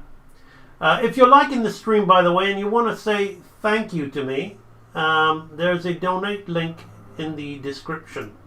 If you feel that I've helped you in any way, shape, or form, and you just want to say, damn, this is really good, I really like this, I've never got this information anywhere else, the way it's been put to me, I feel empowered. It's my pleasure to do that. You want to thank me, there's a donation link in the description. Alright, now before I go on to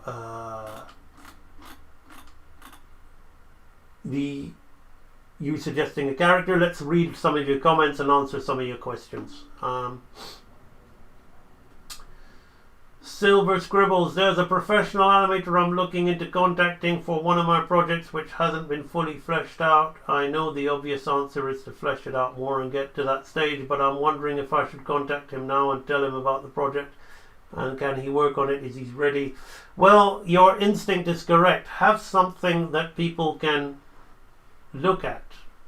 If you want people to be involved in it, then you have to have more stuff for them to understand what it is you're trying to do. Wow, I caught you live and early. Awesome.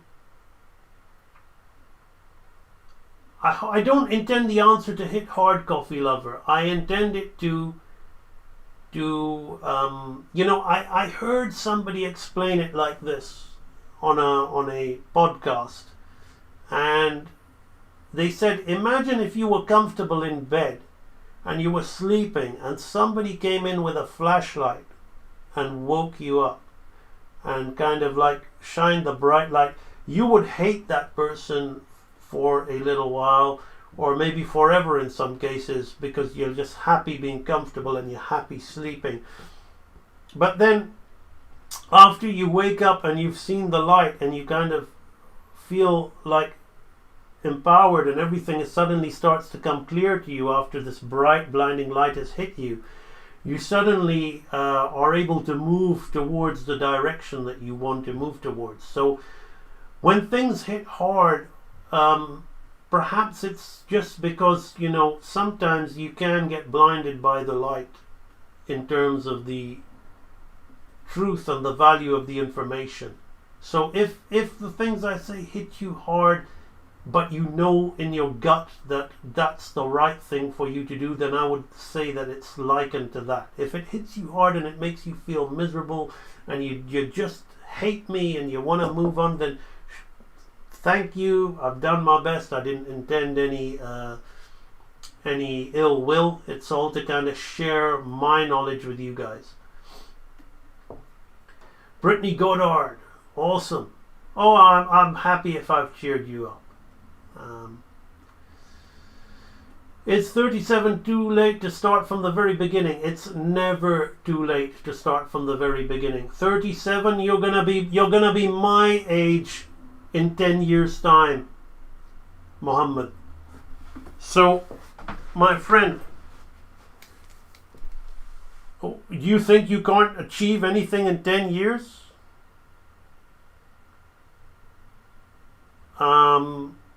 10 years? Goodness, I've seen people do magic in 3 years. Look at this. Let me show you something. I've already talked about real animator training. You've seen somebody purchase my master bundle live online today and watched me swear him in. So I'm not trying to sell you the library. We've done the advert. But I'm going to show you something to illustrate to my friend here, Muhammad. If you look what this guy did in 3 years from scratch, from starting my... So, talk about 10 years. You're going to be my age, around my age in 10 years. So let me just share my screen with you. So let's go to the Real Animator Training Library sales page. Again, I just want to show you this guy's work. It's not my work. And he's recently uploaded some new work on Twitter, and he had over 1 million views. I'm so happy for this guy. He's starting to get noticed. People are starting to appreciate what he's doing. He joined my library. Here's someone who joined my training library and then made their own short in 3 years. I tell you what, I'm going to take a bathroom break while you watch this. Okay, you say, well, you're the professional. You created the training course. What about us people who you say you are just like you? Well, here's this guy. Now this is 3 minutes 26 seconds. He paid a few people to help him. More power to him, right? But the animation and everything is all him, right? He paid some people to help him paint the backgrounds and get it all done. But this is all him. This is all his work. This is my favorite section. This area here. Isn't that lovely? Isn't that great? It's so fulfilling for me that I've helped inspire somebody who's like you, who says he's self-taught, but he obviously, if he joined my training library, I believe he's got access to the world's best training. So there are people coming off CalArts. Let's look at their graduation films and put them up to this guy who didn't know anything and just joined a training library online, and in 3 years he's produced this. So I think that that's more than an example of it is possible. Right? I hope this is like really inspiring you that it is possible for some people out there to do this thing. The guy's in his early to mid 20s. How many people in the early to mid 20s can do work like that? Go look at Kellogg's graduates. Go look at Kellogg's graduates. Okay, so that's enough of that. Paying hundreds and thousands of dollars for their degrees. Okay, so so basically, my friend, 37, I don't want to say it because you're not, but you're a baby. You're not. Take that in a good way, right? You got plenty of time. Plenty of time to, if you learn the right things, right? I don't want to make this seem as if it's that easy. Of course it isn't. People have tried and tried and tried to be good at art, and they're mentally depressed. Some people, they just feel so inadequate. And what it is I don't want to make it out like sounds like some snake oil salesman and say, you just buy my course, boy, and you're just gonna... No. I am a finger pointing away to the truth. Don't concentrate on the finger or you will lose all that heavenly glory. Now, what does that saying mean? I believe the things I'm sharing with you is the best information, and it's the most in-depth information, and it is the ultimate course. I believe in it, I've seen it, I've shared it, and you can see what it's doing to people. However, if you do not remain on the path, on the track, and you do not do what you need to do in terms of the exercises, you have to do your part. The problem with this day and age is everybody has a focus problem and a discipline problem, because it's a very distracting world we live in now. We've also built habits of constantly scrolling, constantly looking for something, for new. It's not happened yet. I need it now. Perhaps I should watch something else. And you immediately stop the ball rolling and you go over to some other thing, and then you'll do the same thing to that thing, whether that information is good or whether that information is bad. You'll start the ball rolling, you'll stop the ball rolling, you'll start the ball rolling, you'll stop. And that's why most people screw up. So yes, you need the best information to get the best head start, but you have to remain on track. Otherwise, it's not going to happen for anyone unless you do your part. That's very important. So you forget 10 years, Muhammad. You'll probably see exponential growth in 6 months. And then after 6 months, you'll see within 3 years what you can do. You'll be amazed if you stay on track.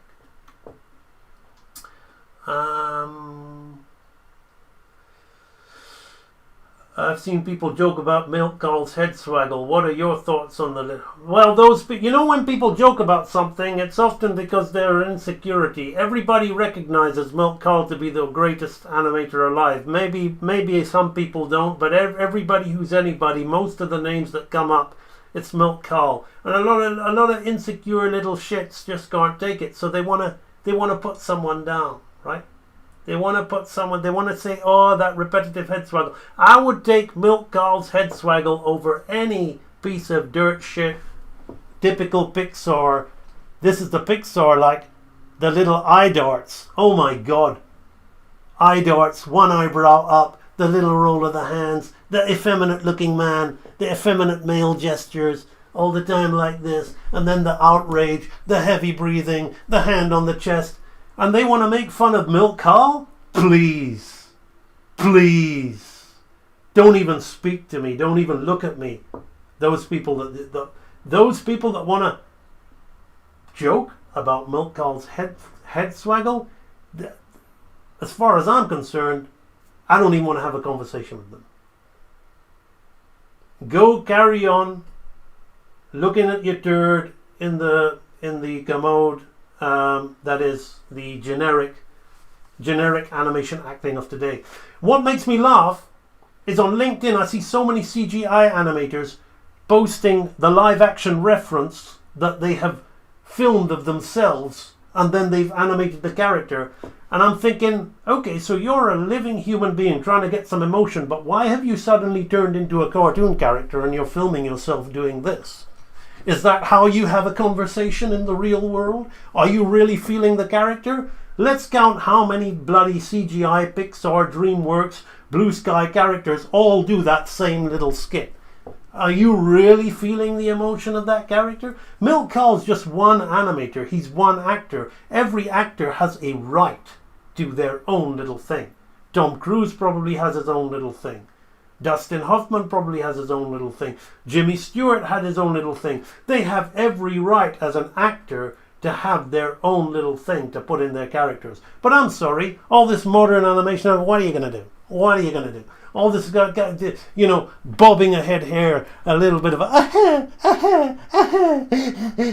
all this kind of neurotic bullshit acting I see in American feature animation today. Please, you want to have a go at Milk Call? Please. Get out of my face. Brittany Goddard, hey, just dealing with it. I'm sorry to hear that, Brittany.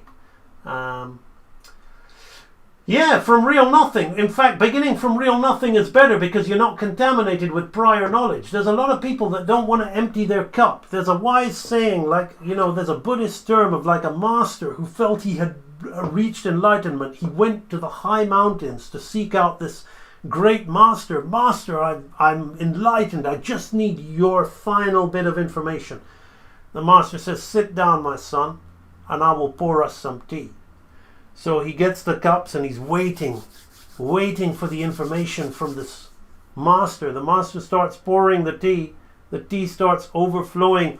He's all burned. He says, what did you do that for? He said, your cup is too full for anything from my teapot.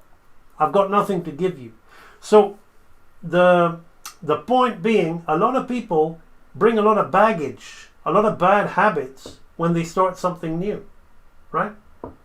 They bring a lot of bad habits, and it sometimes can help them. Their good habits can sometimes help them. If they've learned some good anatomy, some good life drawing, it'll speed them up, and they can understand what is being taught and adapt and apply. But a lot of people have all these software bad habits of cutting out, free transforming the shape, not even knowing how to weight a line and using the brush line tool and all this crap from the software and all this sliding and light box and all this, and they have to undo all those bad habits before they can, so they have to go all the way down here before they can even get back to a decent level where you're already here, right? Many people have to go down here in order to get back to your level so they can start doing things properly. So even from real nothing, you know, that's a great place to start.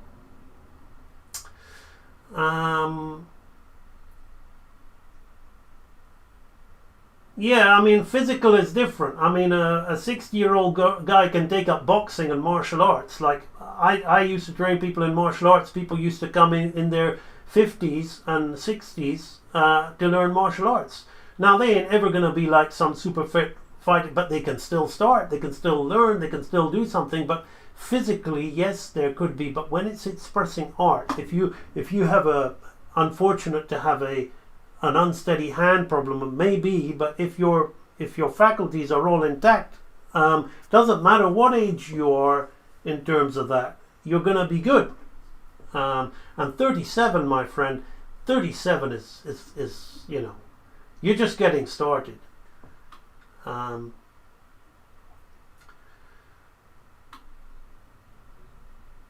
The secret science of shape simplification. BC Wendell, how are you?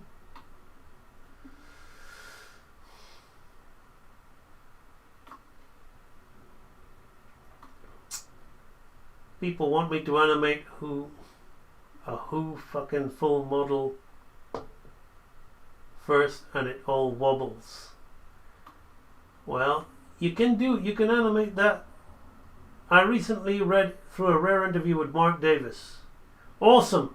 I like you posting this stuff in the group, Grayson, because those who will read it, and they'll actually learn about animation history. They'll learn about the real greats of animation. Mark Davis, one of the world's finest, one of the best in the world. Bum, bum, bum.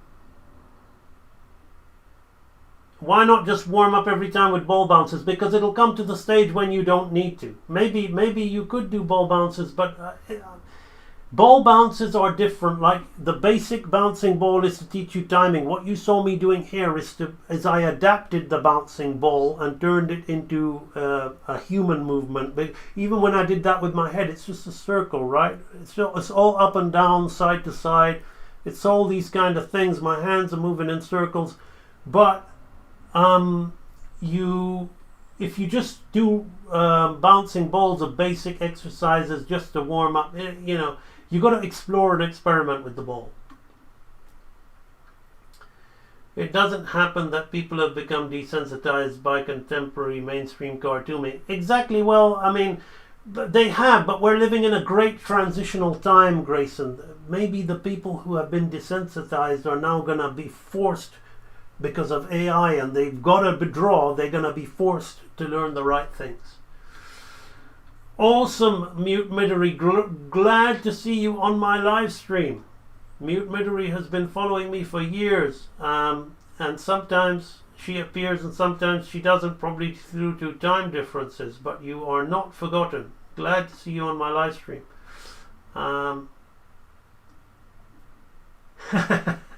Pretty handy, you have the upper hand in things. This one is handsome. Oh, I like that.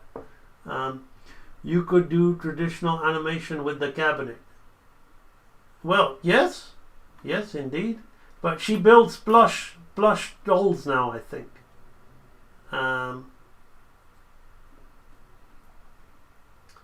Okay, so we've got a character suggestion, Haruno Sakura. I don't know what this character is. I may need to get a new mouse. I'm having right click problems. Haruno Sakura. Okay, that looks like a quite simple design. Yeah. Although there's so much, I don't know which is official art and which is fan art. So I will say Haruno Sakura, original art. I don't know anything about the character. It almost looks like a sort of Naruto style character. Original art just gave me more rubbish. Let me put the word anime. No, I'm just getting a lot of digital shit. I just want the proper cartoon. Let me say Haruno Sakura model sheet. Model sheet. Okay. We got something there, but that looks like deviant art. Unfortunately, it's hard to... Okay, that looks like the official model sheet. So what else have we got? We've got Ryoko Matoe from Kill la Kill. Okay, what's that? Kill la Kill Ryoto.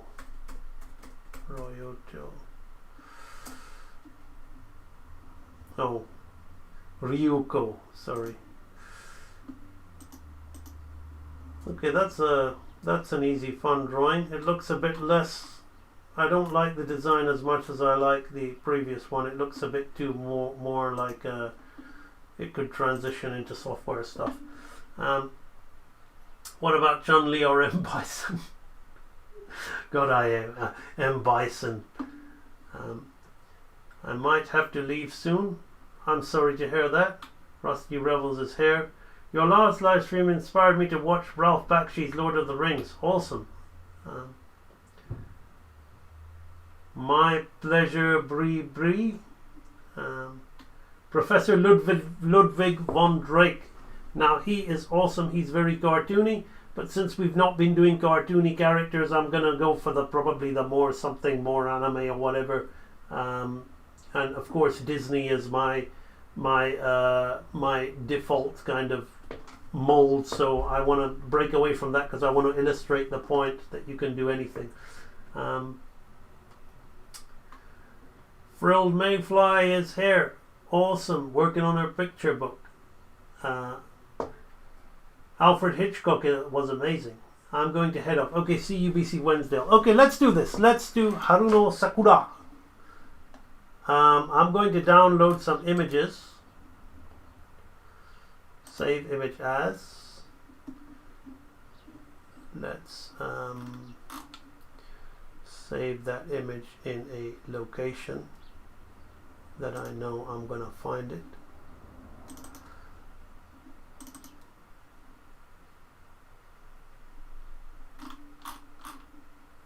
Okay, let's create a new folder so it doesn't get lost. Bear with me, we're going to do some animation with a fresh character now. Miscellaneous anime, I'm going to call this in case we get these kind of requests again.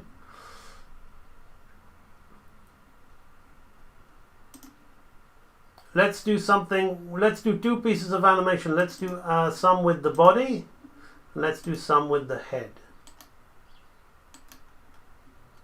Save image as, save that one, that's a good one. Save image as, save. And do we have any more of the body? Well, this could be good. Oh, they're calling it JPEG large. I don't know if that can be viewed, but we'll find out.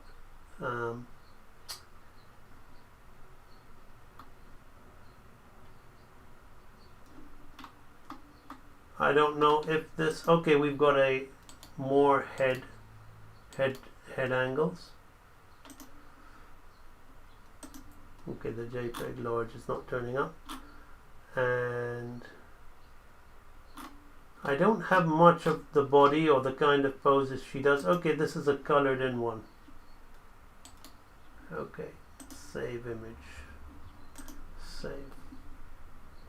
Alright, let's have some fun. Let's show you just how simple this all is when we learn the right things. Alright.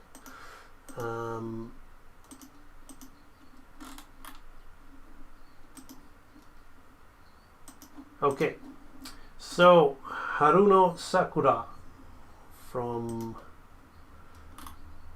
gotta go to my folder, artwork, miscellaneous anime. Let's start. So first I'm just gonna familiarize myself with this character's head, and I'm gonna do it super fast. Okay, so you're just gonna kind of watch.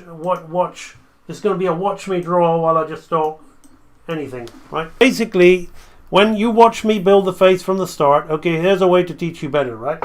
When you watch me build the face from the start, you saw me do all this stuff, right? You saw me add all these lines, you saw me add this bottom thing here, you saw me add the ear, right? And then we built a face like that, right?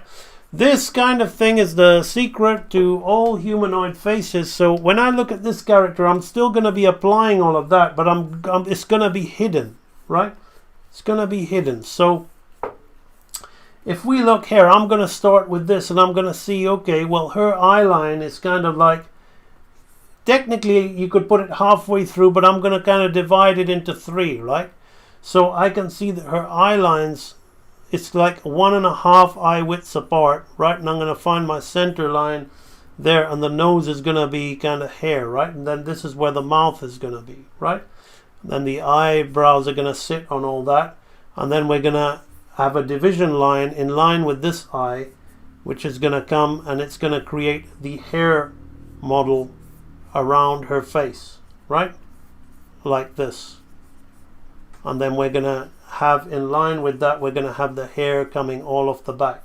So this is the kind of simple way that I'm going to animate this character, right? It's hidden away as I keep consistency. I'm not going to float these eyes on this face, on this shape. It's going to look to you like I am.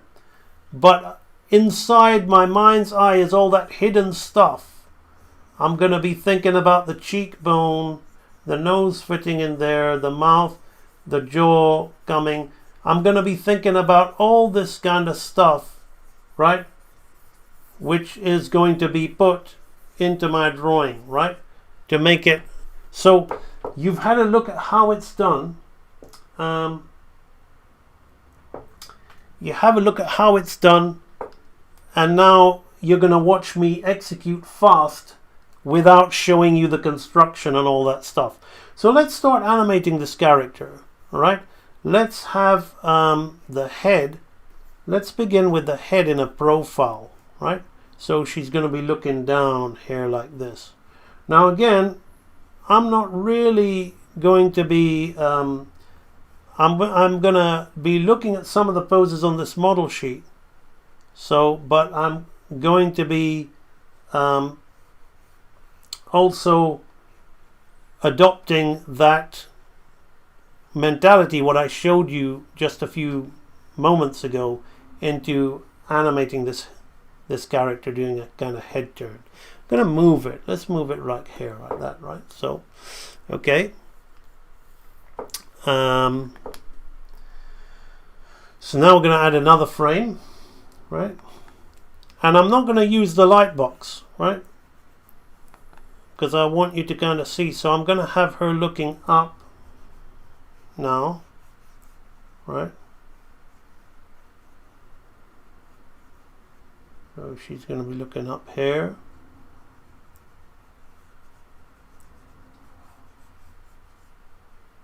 So all of this that I'm doing is kind of like a very, you're looking at me not taking my pen off the paper, right? Of the screen, right? Because I'm feeling the movement. If I was to press undo, look how much of it is undone, right? So I don't care about consistency in terms of size and volume at this stage. I care more about what my action is doing. And I'm referring to... so you have to be really good at drawing before learning animation. No, not at all. Go back and watch the beginning of this video and all will be revealed, right?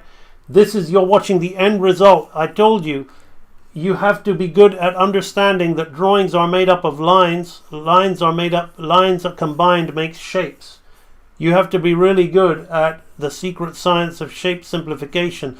So if you want to start being a good animator, you need to forget about trying to draw people's faces or anything. You need to learn how to move and simple shapes as in accordance to the 12 laws of animation. Do not confuse what you're seeing, the finished result at a high master like level, with where you are, which is your learning, right? You cannot do good mathematics without learning basic mathematics. Forget about algebra if you can't even multiply, do simple multiplication and division, right? Forget it. It's not going to happen. So you got to understand what has good drawing got to do with arcing and slowing in and slowing out, right? What has good drawing got to do with follow through, overlap and drag? What has good drawing got to do with primary and secondary action? Arguably, once you're at a super high level, then it has. But to a beginner, all these things have got nothing to do with how well you can draw. So it's like saying you've got to be really fit to be a football player. But what about a ballet dancer? Are they not fit? What about a gymnast? Are they not fit? What about a boxer? Your application of that craft has to be in relation to what it is you're doing.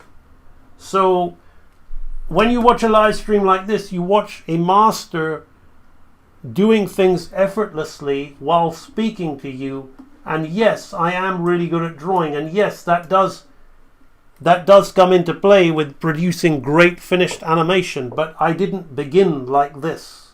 I never started like this. It seems obvious, but most people don't seem to make that obvious connection. You got to start somewhere, and it's better you start animation by actually learning animation, right? Okay, so now I'm going to begin by drawing this character in, right? So all of my constructions, all of the construction elements that I explained to you earlier are in my drawings, right? But I don't do them the way I showed you as a beginner how to do them. I do them in a very kind of drawn, intuitive manner, right? So it looks like I'm just drawing, but all of that secret hidden construction and the key to keeping this consistent it's all been basically in there, right? So now I'm just looking at this model, and I've got to adapt the hairstyle and things to my particular angle.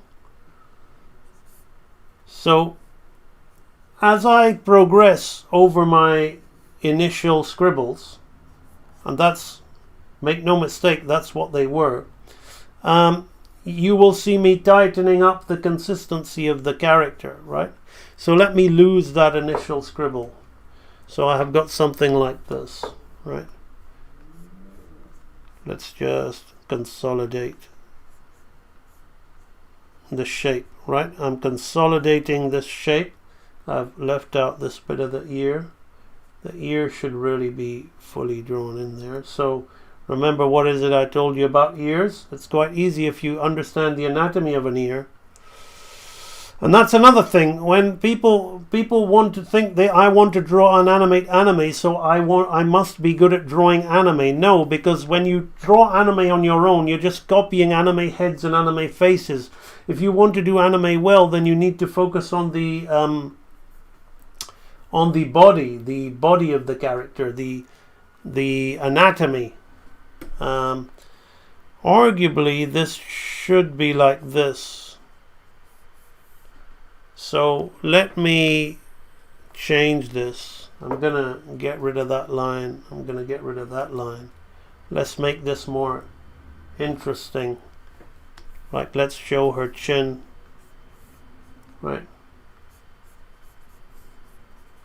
Let's change it up a bit. Right.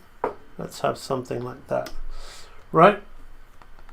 So now we're going to focus on the eye here. So now I'm going to be looking at the eye of the drawing that I've got before. Notice there is no light box. And it's just two little lines like that. There. Like this. Already my underdrawing is kind of consistent. I like this character's eyes. They're almost Disney-esque. It's almost a Disney-esque anime. Nice. Right, so then we have the nose, which will be up here. So the nose is kind of... I'm going to undo that nose because while I'm looking at that model, I want to keep consistency in the length of my nose. So I'm going to look at the length of that nose there. And I'm going to do something like that. And I've got to keep the consistency in the shape. The tiny little anime mouth, right? Like that. So here we've got her head, which is got her hairstyle kind of in the way there. See, now this jaw would be like this, right? So underneath, I know that the cheekbone will come here, right? And the jaw will come here. So there's no line here, right? I'm going to put that line here for my own sake, but in the model, that line is not there, right? Now I'm going to have the head coming down with the eye at the side here, and she's got a little marking up here. Now there will be some follow through on the hair, but I'm going to have this as a finished key, so I'm going to have her hair settle into this position, and I will make one rough in between so you can see how to time that follow through of the hair. But right now I'm keeping the shape fairly consistent, like this. Right, the ear is, see here, this all adds up. The ear will fit in this portion here like this, and the back of the hair. So we've got 3 lines at the back of the hair, and this comes up this way. So now I will check the consistency of, before I do so, let's have the color like that. So now we can see that that's fairly consistent in size, right? This hair is a little strange, but that's how it is on the model. And we've got an under side here like this, right? So we have, I'm just gonna adjust this a little bit. I don't like this drawing, right?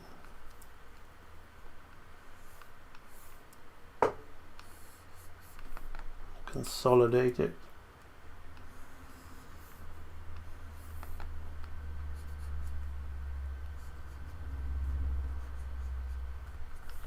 So we have something like that. Right, next pose. Bum, bum, bum. Then we're going to have the down angle like this.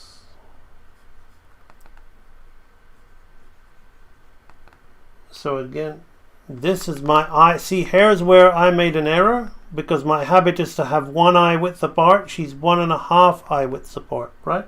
So you can see all of these little bits of information I give myself when I look at a character, even a character that is completely new to me, like this one here. It's not a problem, right? It really isn't a problem. This is the way you can really explore, experiment. So I'm going to put that with that. Now this head is a little bit big here, so I'm going to save some time.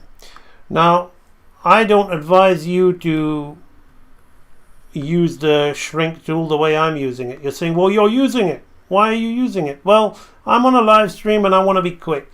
But why shouldn't you use it, right?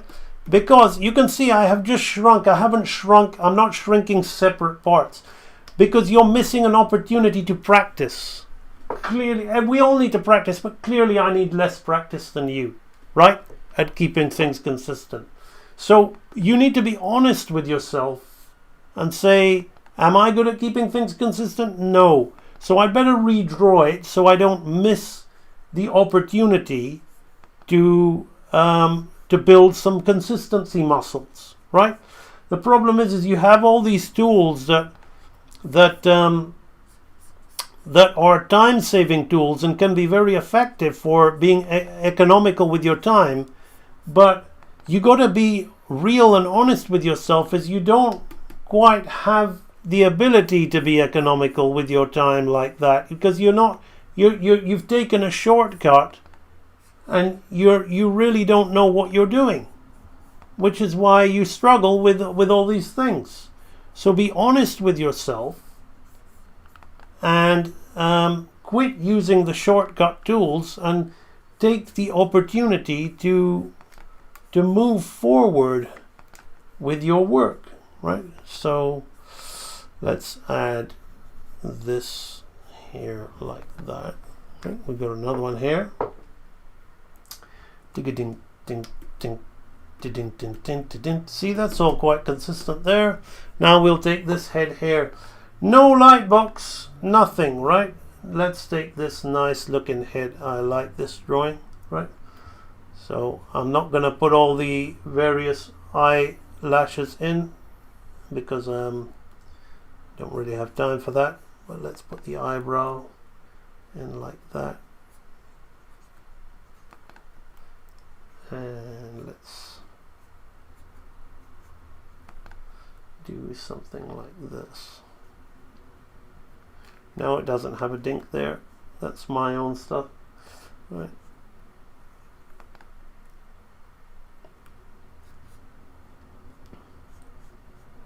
Got like a cheating mouth here. Anime mouths are so simple and graphic. You can really see the Cubist Picasso thing going on here, like the three-dimensional mouth with a profile nose.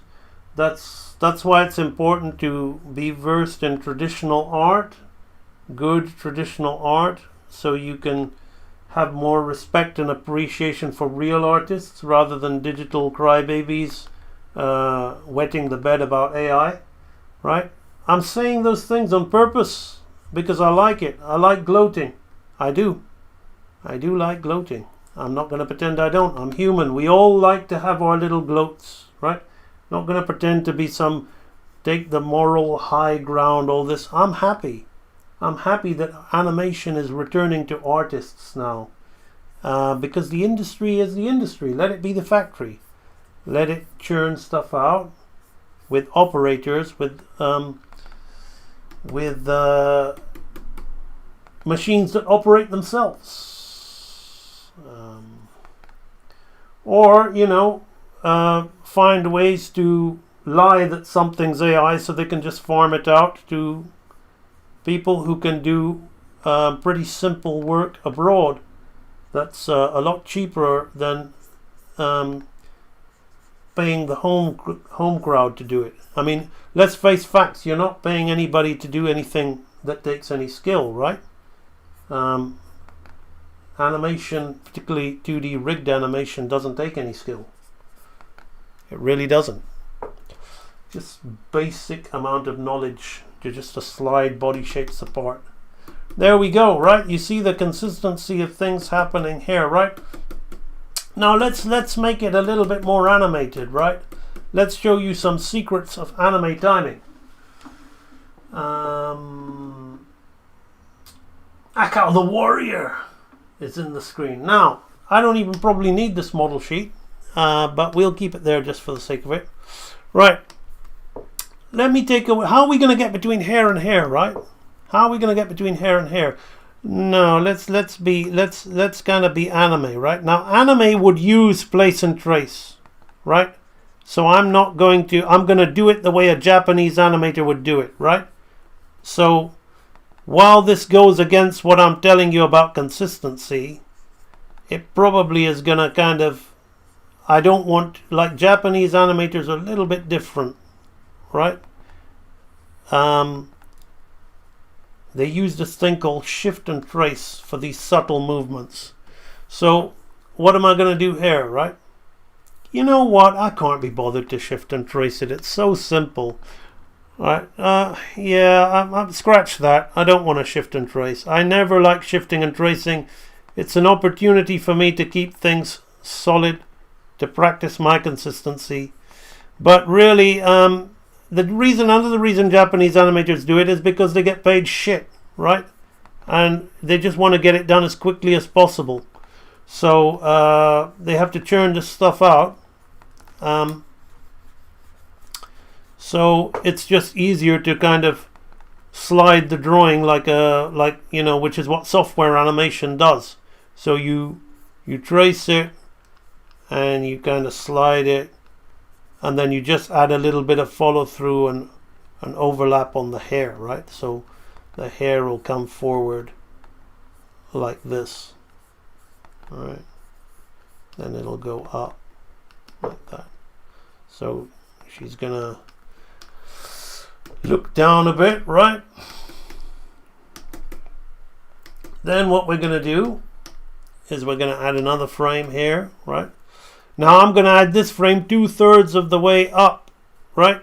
I'm not going to have it halfway. So this chin, this head is going to be about here, right? 2/3 of the way up. So this eye line is here. This is almost halfway, but it's not really because we're doing a head turn. So I'm going to have my eye line here, and I'm going to be hitting this. I'm going to be using this expression, right? So I'm going to map in my shapes, and I'm going to kind of hold the expression because we're doing it on a low frame rate. We're doing it the anime way. So we're not going to be doing much squash and stretch in the face. We're going to be quite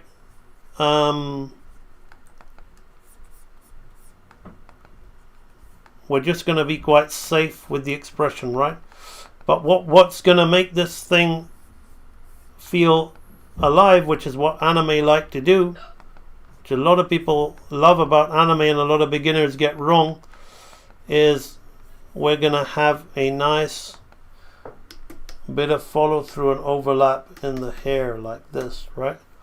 So we're going to have this come up here. So the ear, let's keep the, now you see me using my anatomy line to figure out the ear, right?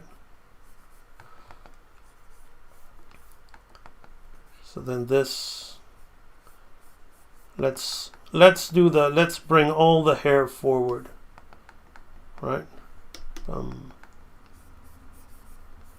Like that. That's enough. I'm not gonna draw more of that in because we want to get through this. So now I'm gonna add another frame here because it's important for the follow through and overlap, right? Got to add another one here. So we're gonna add a favor. We're gonna add a favor here, right? Gonna add a favor here. And one thing that the anime may not do, but I'm gonna do, is I'm gonna add a blink right here like this, just because it adds to the expression. Again, the anime guy would just shift and trace the head. So this is why people like to use software, because they literally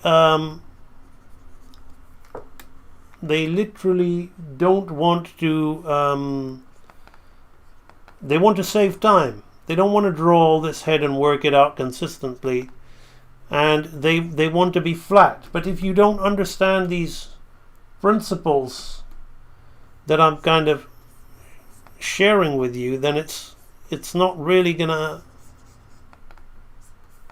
help you when you're doing something a little bit more challenging, right? So I'm going to delay that, right? I'm keeping this really rough, so all of this is, the back of the hair is going to be stiffer than this portion, right? So it's going to be like this, right? So we have this. I'll be putting in extra in-betweens. Mr. Leon, this is your lecture. Right there he has the secret science of shape simplification, right? So here we've got this, right? Not taking long to do, and it's already looking pretty good, right? Pretty good if you're into that kind of stuff, right? I'm sorry if I'm sounding like arrogant, but I'm doing it on purpose because I want to raise your standards as well, right? I want you to understand this is, to me, this is entry-level animation here, right? So then from there we're gonna look at the arc, and we're gonna bring her face down. So I'm gonna look at a flat front view of her face, right? So we're gonna kind of bring her face down here like this, so her eyes want to be here like this, nose, so again the third element of her face, so we're gonna smile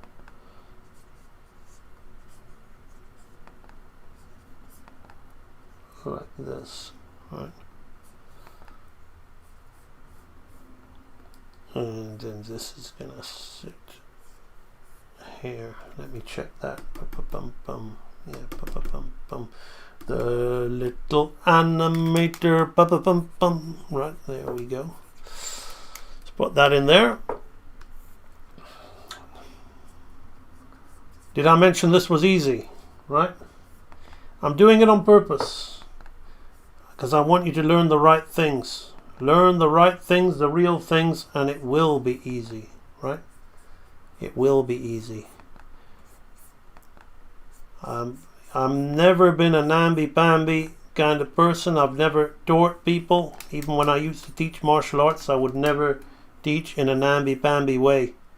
This is my way of sharing knowledge. So I like things to get through. People say it's okay, it's okay.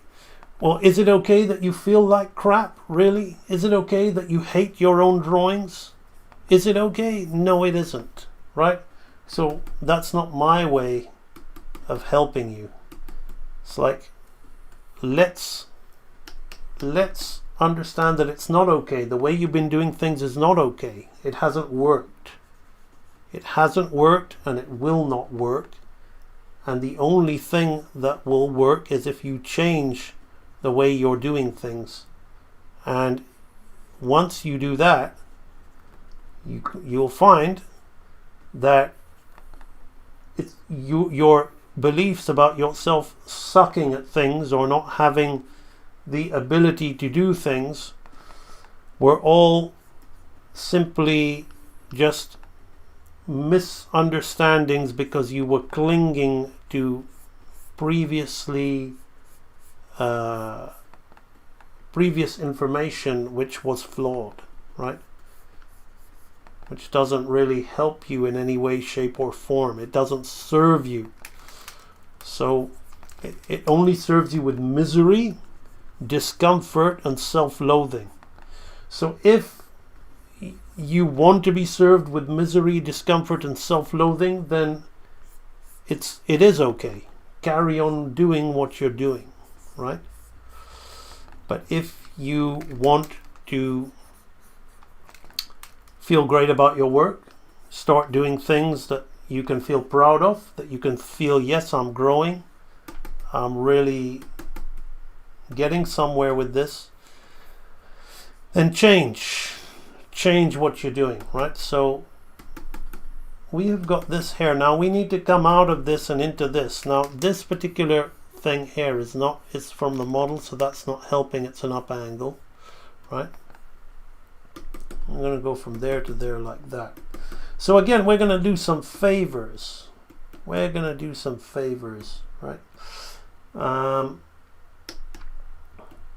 So from here to here, I'm going to go below, right? I'm going to turn off the previous panel, no previous panel. And I'm only going to be focusing on this, right?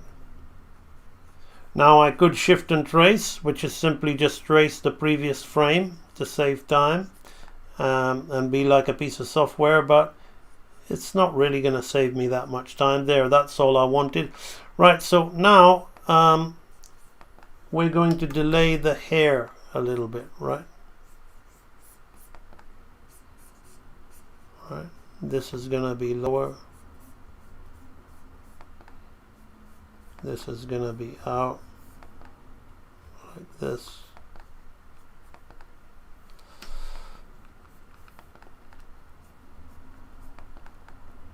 So this is how anime timing works. You have one or two in-betweens, but then you favor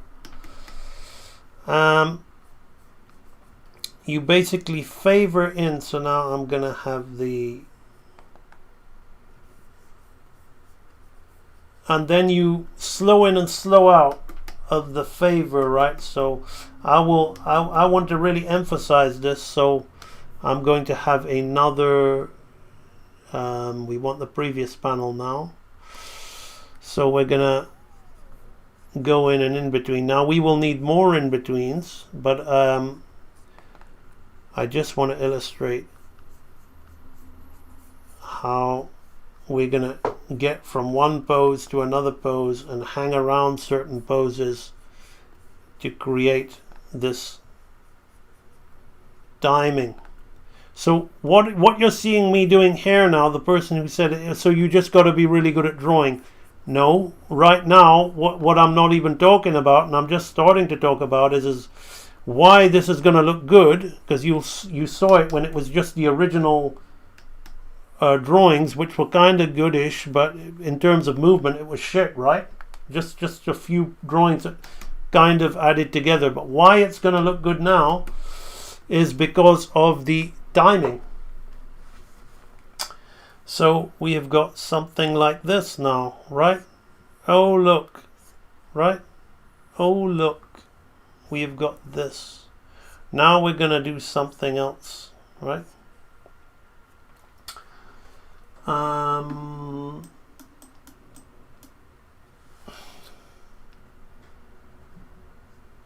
Yeah, I think I'm going to do that.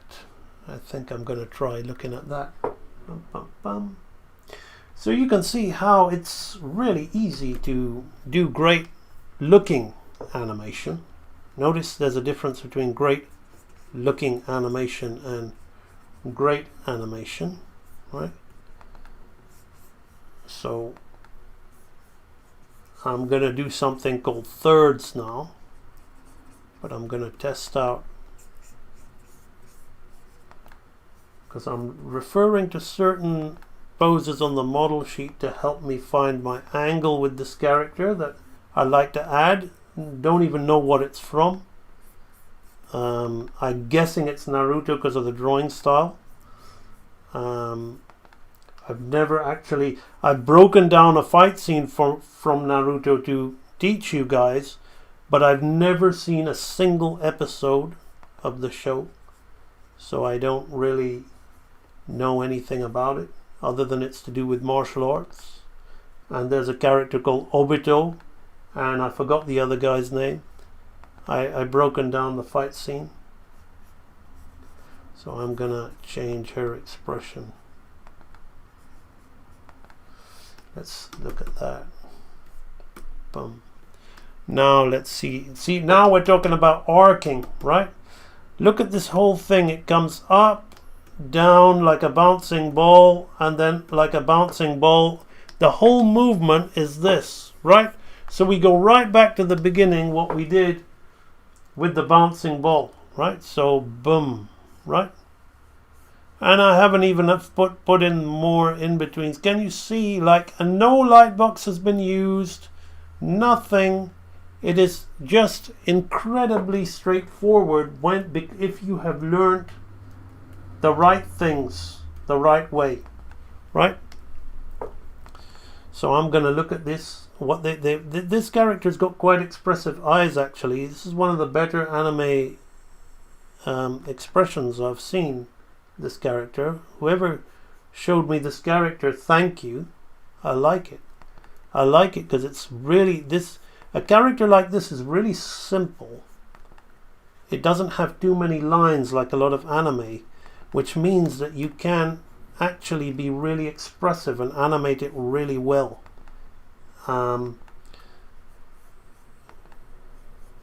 See, look at that. That's a nice expression. That's not on the model sheet, that one. So I'm getting more and more confident with this character the more and more I draw. What do I say about lifting weights? Repetition, my friends. Repetition. So all of the things that everybody wants this, what I'm showing you now. They want to be able to do this now.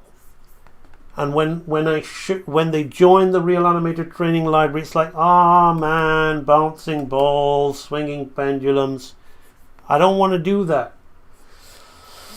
Well, then you're not going to really be able to do this. You can play it doing this, like a kid plays cops and robbers in the playground, right?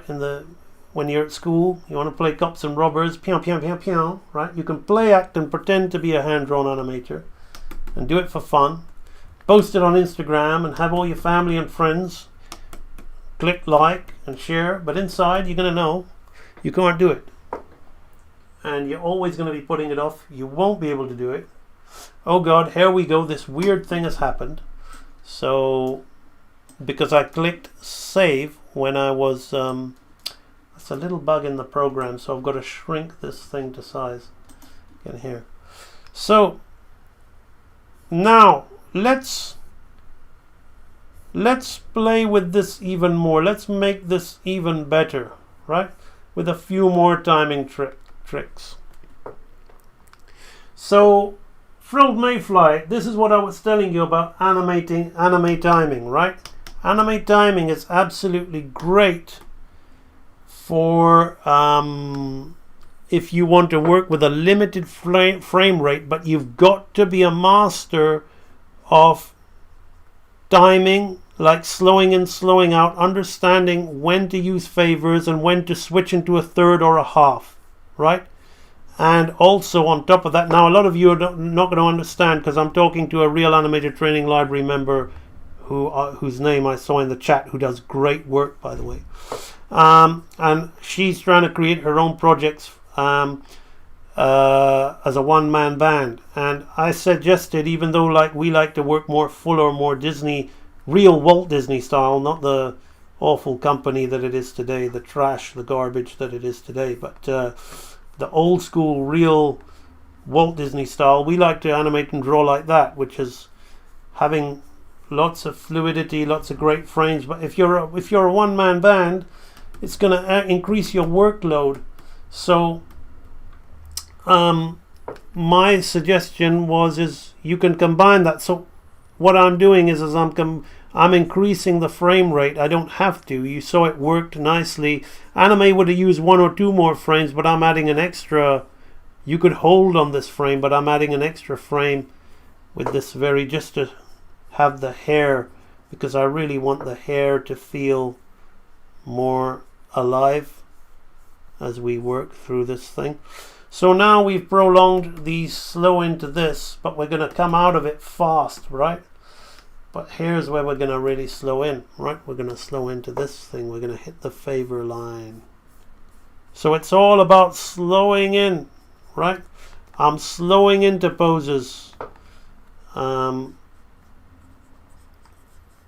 I don't really know how the character would blink. I would have to do some research, maybe freeze frame some Naruto, but I'm just going to throw in my own suggestive blink there, right? If it is Naruto, I'll have to verify in the chat, but it feels very much similar to the style of drawing when I was breaking down that fight scene stuff. So here I'm going to really want this hair to settle nicely, right? So I'm gonna linger on this pose, right? Now you see I have switched on the light box because I'm doing something called in-betweening, right?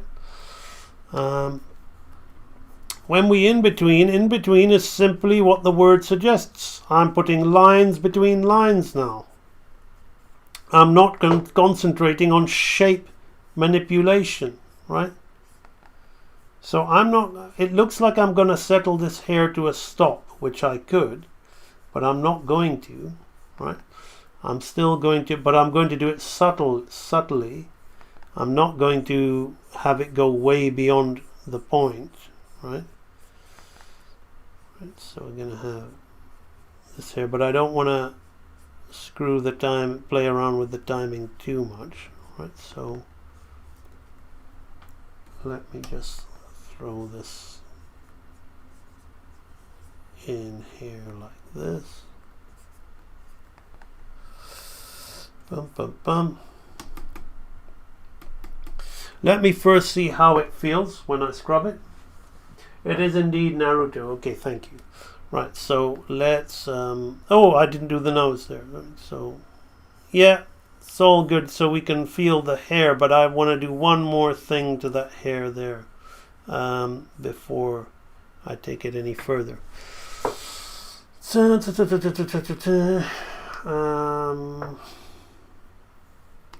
Put the nose. So now I'm going to add another one. Right, so here you can see in-betweening is actually a very easy process in the anime world, right? Especially like, but it can get tricky if you start using shift and trace and you want to do things in this organic way, because the shift and trace will be more precise, right? So now I'm going to go a little bit beyond the final hair position, right?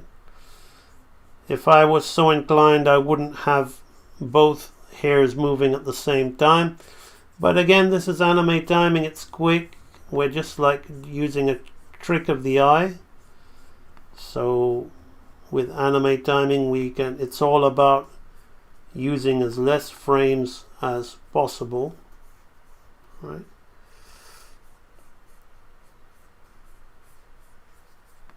There we go. And then it'll settle back into that. All right. Now again, I may want to slow out of this, but with anime I'm not going to slow out because I don't want to work out the drawing, right? To work out her head angle between here and there, that'll be a Disney thing. That'll be a lot more, and anime will have the skills to do it, but why when you're quick and you just simply want to favor out of this head position, right? So I will just favor out of this head position. Right. Put the nose there. Just indicate the start of a movement. The start of the mouth beginning to close. Right. Maybe the blink of the eyes. We'll blink at the eyes there like that. Right. And then, so I'm staying around this pose. I'm not working out the head mechanics, right? So again, that's another reason why I call this entry-level animation, right? It's good. When I say entry-level, I talk about real animator standard, not self-taught indie animator who's just happy doing his own thing under the delusion that they've got professional skills, right? You want that, you got to learn, you got to do the right things. So here now we've got this feel, right? Whereas if this was cleaned up and tidied up, it'll look great, right? So now finally, the one final thing I want to do before we get out of the scene quickly, right, is I really want to stay on this last thing. So I'm going to slow in more here. Then I'm going to show you about the power of the hold, right? Because the hold is a super important tool in timing. So the way I'm going to illustrate the hold is that I'm just going to copy the frame and keep it going over the next few panels. And then so when I scrub it, you'll kind of feel the hold, right? So it gives this attitude, it gives the character some attitude before she's about to take off and be all ninja. And then you can see we can get away with not even in-betweening, right? If we use the hold long enough, we can get away with not even in-betweening. So that'll be enough there like that. Now I'm going to hold this, right? So 1, 2, 3, 4, 5, 6, 7, 8, 9, 10. All right, I'll hold it for 10. Now you don't really, what I'm doing here doesn't matter because you need to time it in your timing software or whatever. I'm just doing it so I can scrub along here and you can see what happens. So it's there, looks there, holds it, then exits the frame really fast, goes into another thing, right? So that's basically it. What I can do, all right, before doing this, I will add another frame upon testing. You can get away with that, but the rest of it is so flowing, so it kind of jars. So what I want here is I'm going to do the same anticipation thing. I'm going to remove this, no next panel. I'm going to move her head down. All right, I'm going to open this out. All right. like this. And this will need at least 1 or 2 in-betweens. I will just put 1, right? So we will move, and I will change her expression. Right. If her head's moved down, her mouth can't be there. Right, so we'll have something like that, right? And in between there, I will put another frame. So we need our next panel. Just one. How are we doing for time? 3 hours, right? Awesome. If I didn't have to redo this thing, because you were all looking at my extraordinarily handsome face instead of the drawing because of an error I made.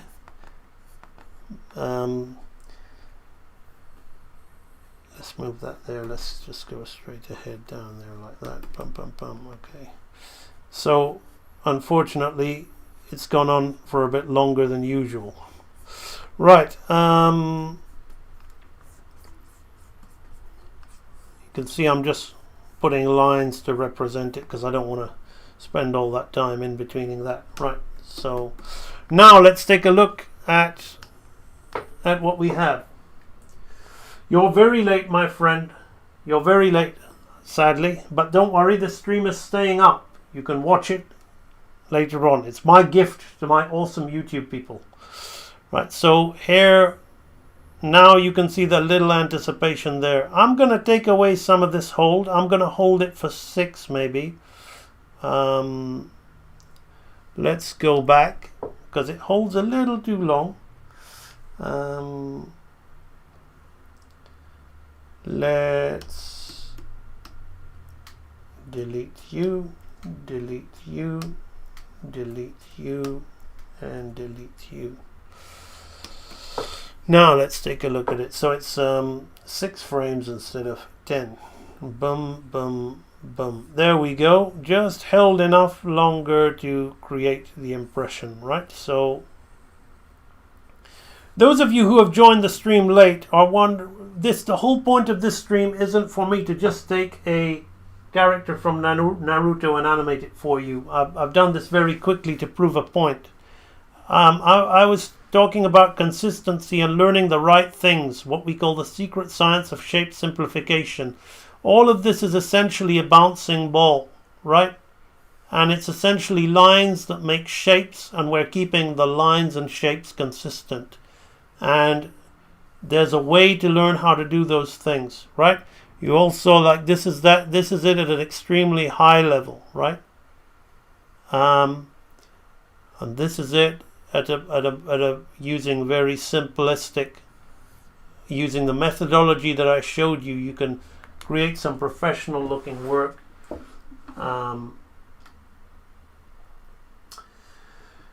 Thank you, Studio Anima. But you can be a one-man team too, and that's why I'm sharing this information with you. So it's been my absolute pleasure. Again, if you feel that I have helped you in any way, shape or form, there's a donation link in the description. You can click on that and donate to me if you like, whoever so wishes to do that. Okay, so that is that. I'm going to come and read your comments, and then I'm going to make a move.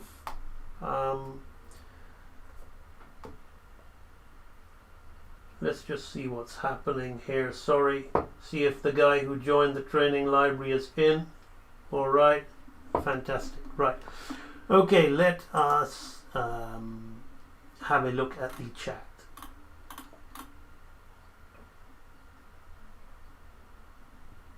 Despite not seeing it, it was a lot of fun to be in the chat.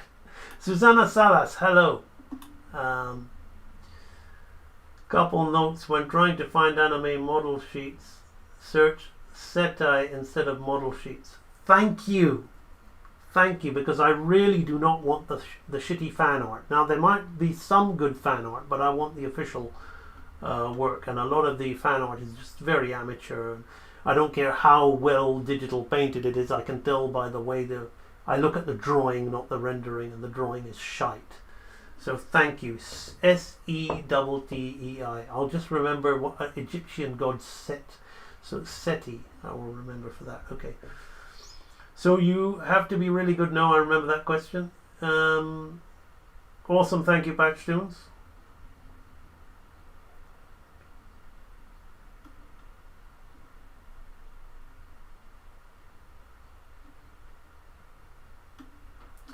Rusty Rebel. Okay. Akka the Warrior.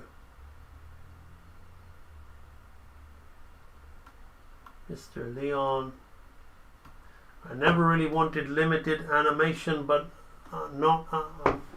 I'm feeling like I really do got to figure out how I can use less frames. Yeah. The favor key. The favor is your friend. Thank you, Grayson. Yes, it is kind of like hang time. Mr. AMB, witnessing you animate a character I like has really given me a great sense of time. The time you spent animating here contrasts to the hours I spent doing other things. Thank you. This is exactly why I do what I do. I don't do what I do to show you all how amazing and awesome I am. There's a bit of that. No, joking aside, I do what I do because I like to lead by example and show the people who really want. There's a lot of people here who just are looking to kill time. You're going to go and watch someone else's stream. You're going to go and satisfy your dopamine. That's fine. That's the world we live in. But there are one or two of you who really want this. And when my mentor showed me how to do things, and he came straight from the Disney stable, he worked under Glenn Keane, he worked under John Pomeroy, he worked with Andreas Deja on Hercules. He was a sequence director on Iron Giant. When I stood over his shoulder while he flipped the paper and drew and explained to me, the light bulbs just went off and my life was never the same. My life was never the same. Suddenly I could do what I thought I could never do. What I struggled for years to do as I tried to figure things out on my own. Suddenly, within just moments, it all just became straightforward and simple. So the right person watching this, the same thing is going to happen to you. And that's why I do what I do. And that's why I've built a whole library to help you, take you every step of the way in getting this done. You want to join that? You want to improve yourself? There's a link in the description. Click on it. And I believe I don't need to sell it to you. This stream has done the talking.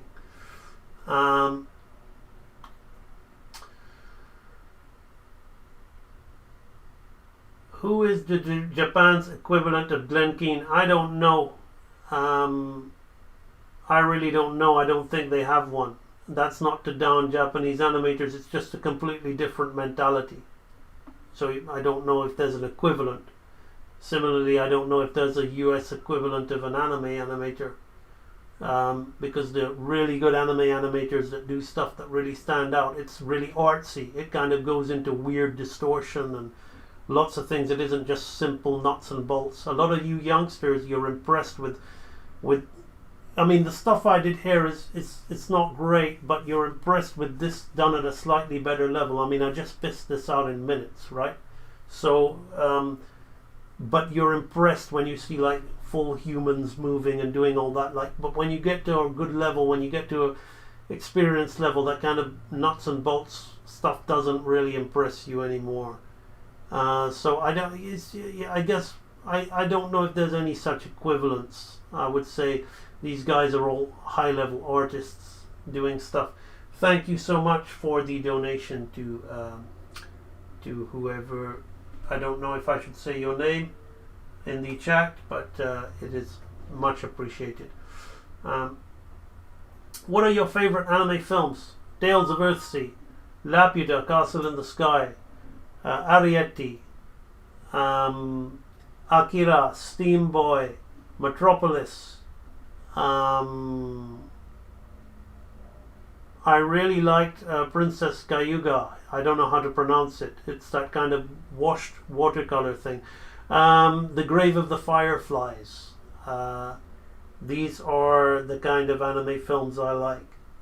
Anime design, I like the video game stuff. The drawn stuff, it's gone all 3D. It looks ugly now, but I used to like the old King of Fighters, SNK, Street Fighter, Third Strike. I like that kind of design, but for films and animation, that's the stuff I mentioned.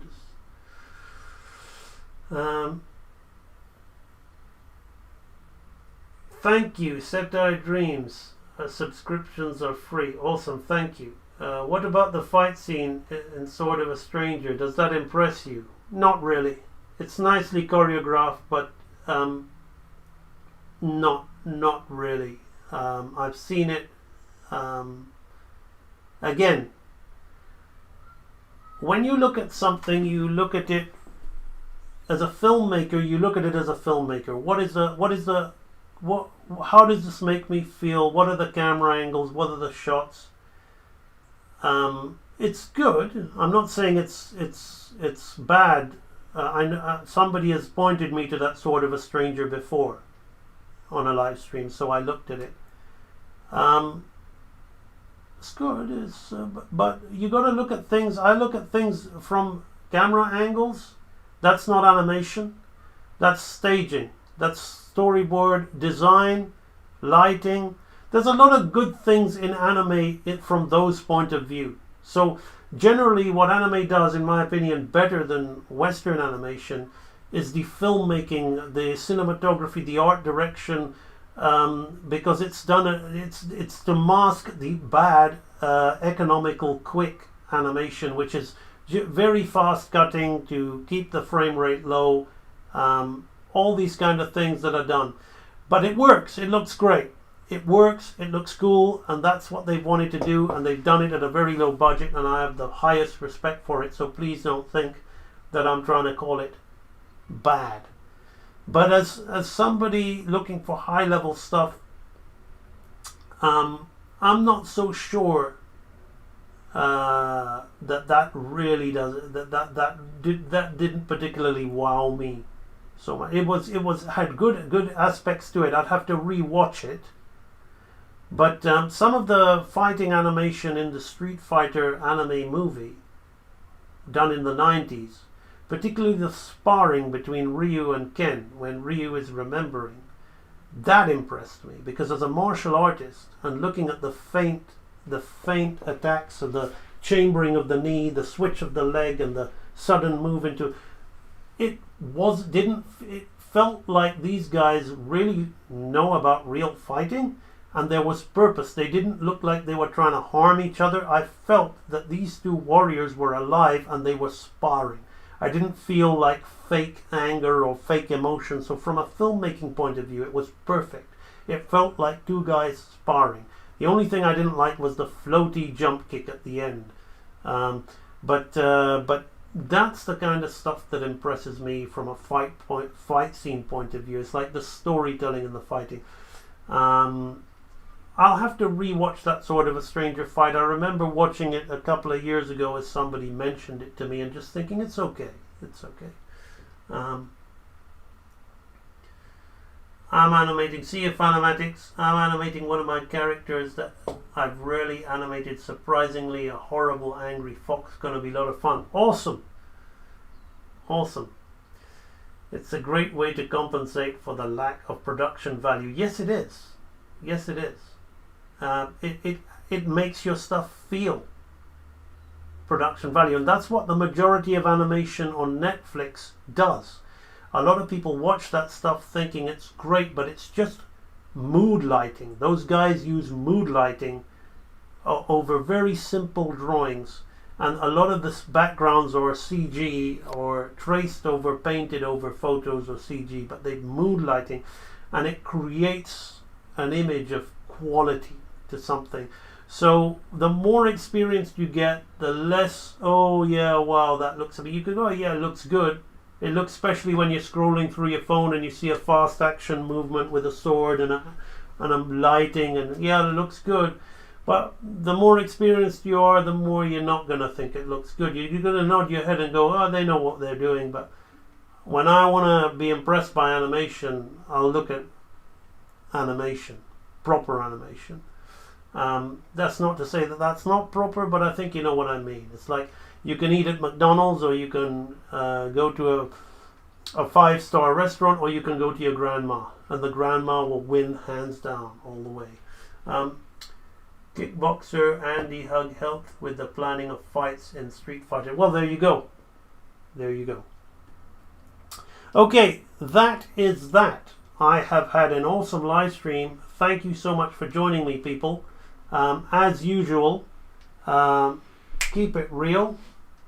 Paper is king. For those who are about to draw, I salute you. Do your work. What's my favorite Looney Tunes character? I don't know, really. I mean, from a drawing perspective, I like Yosemite Sam.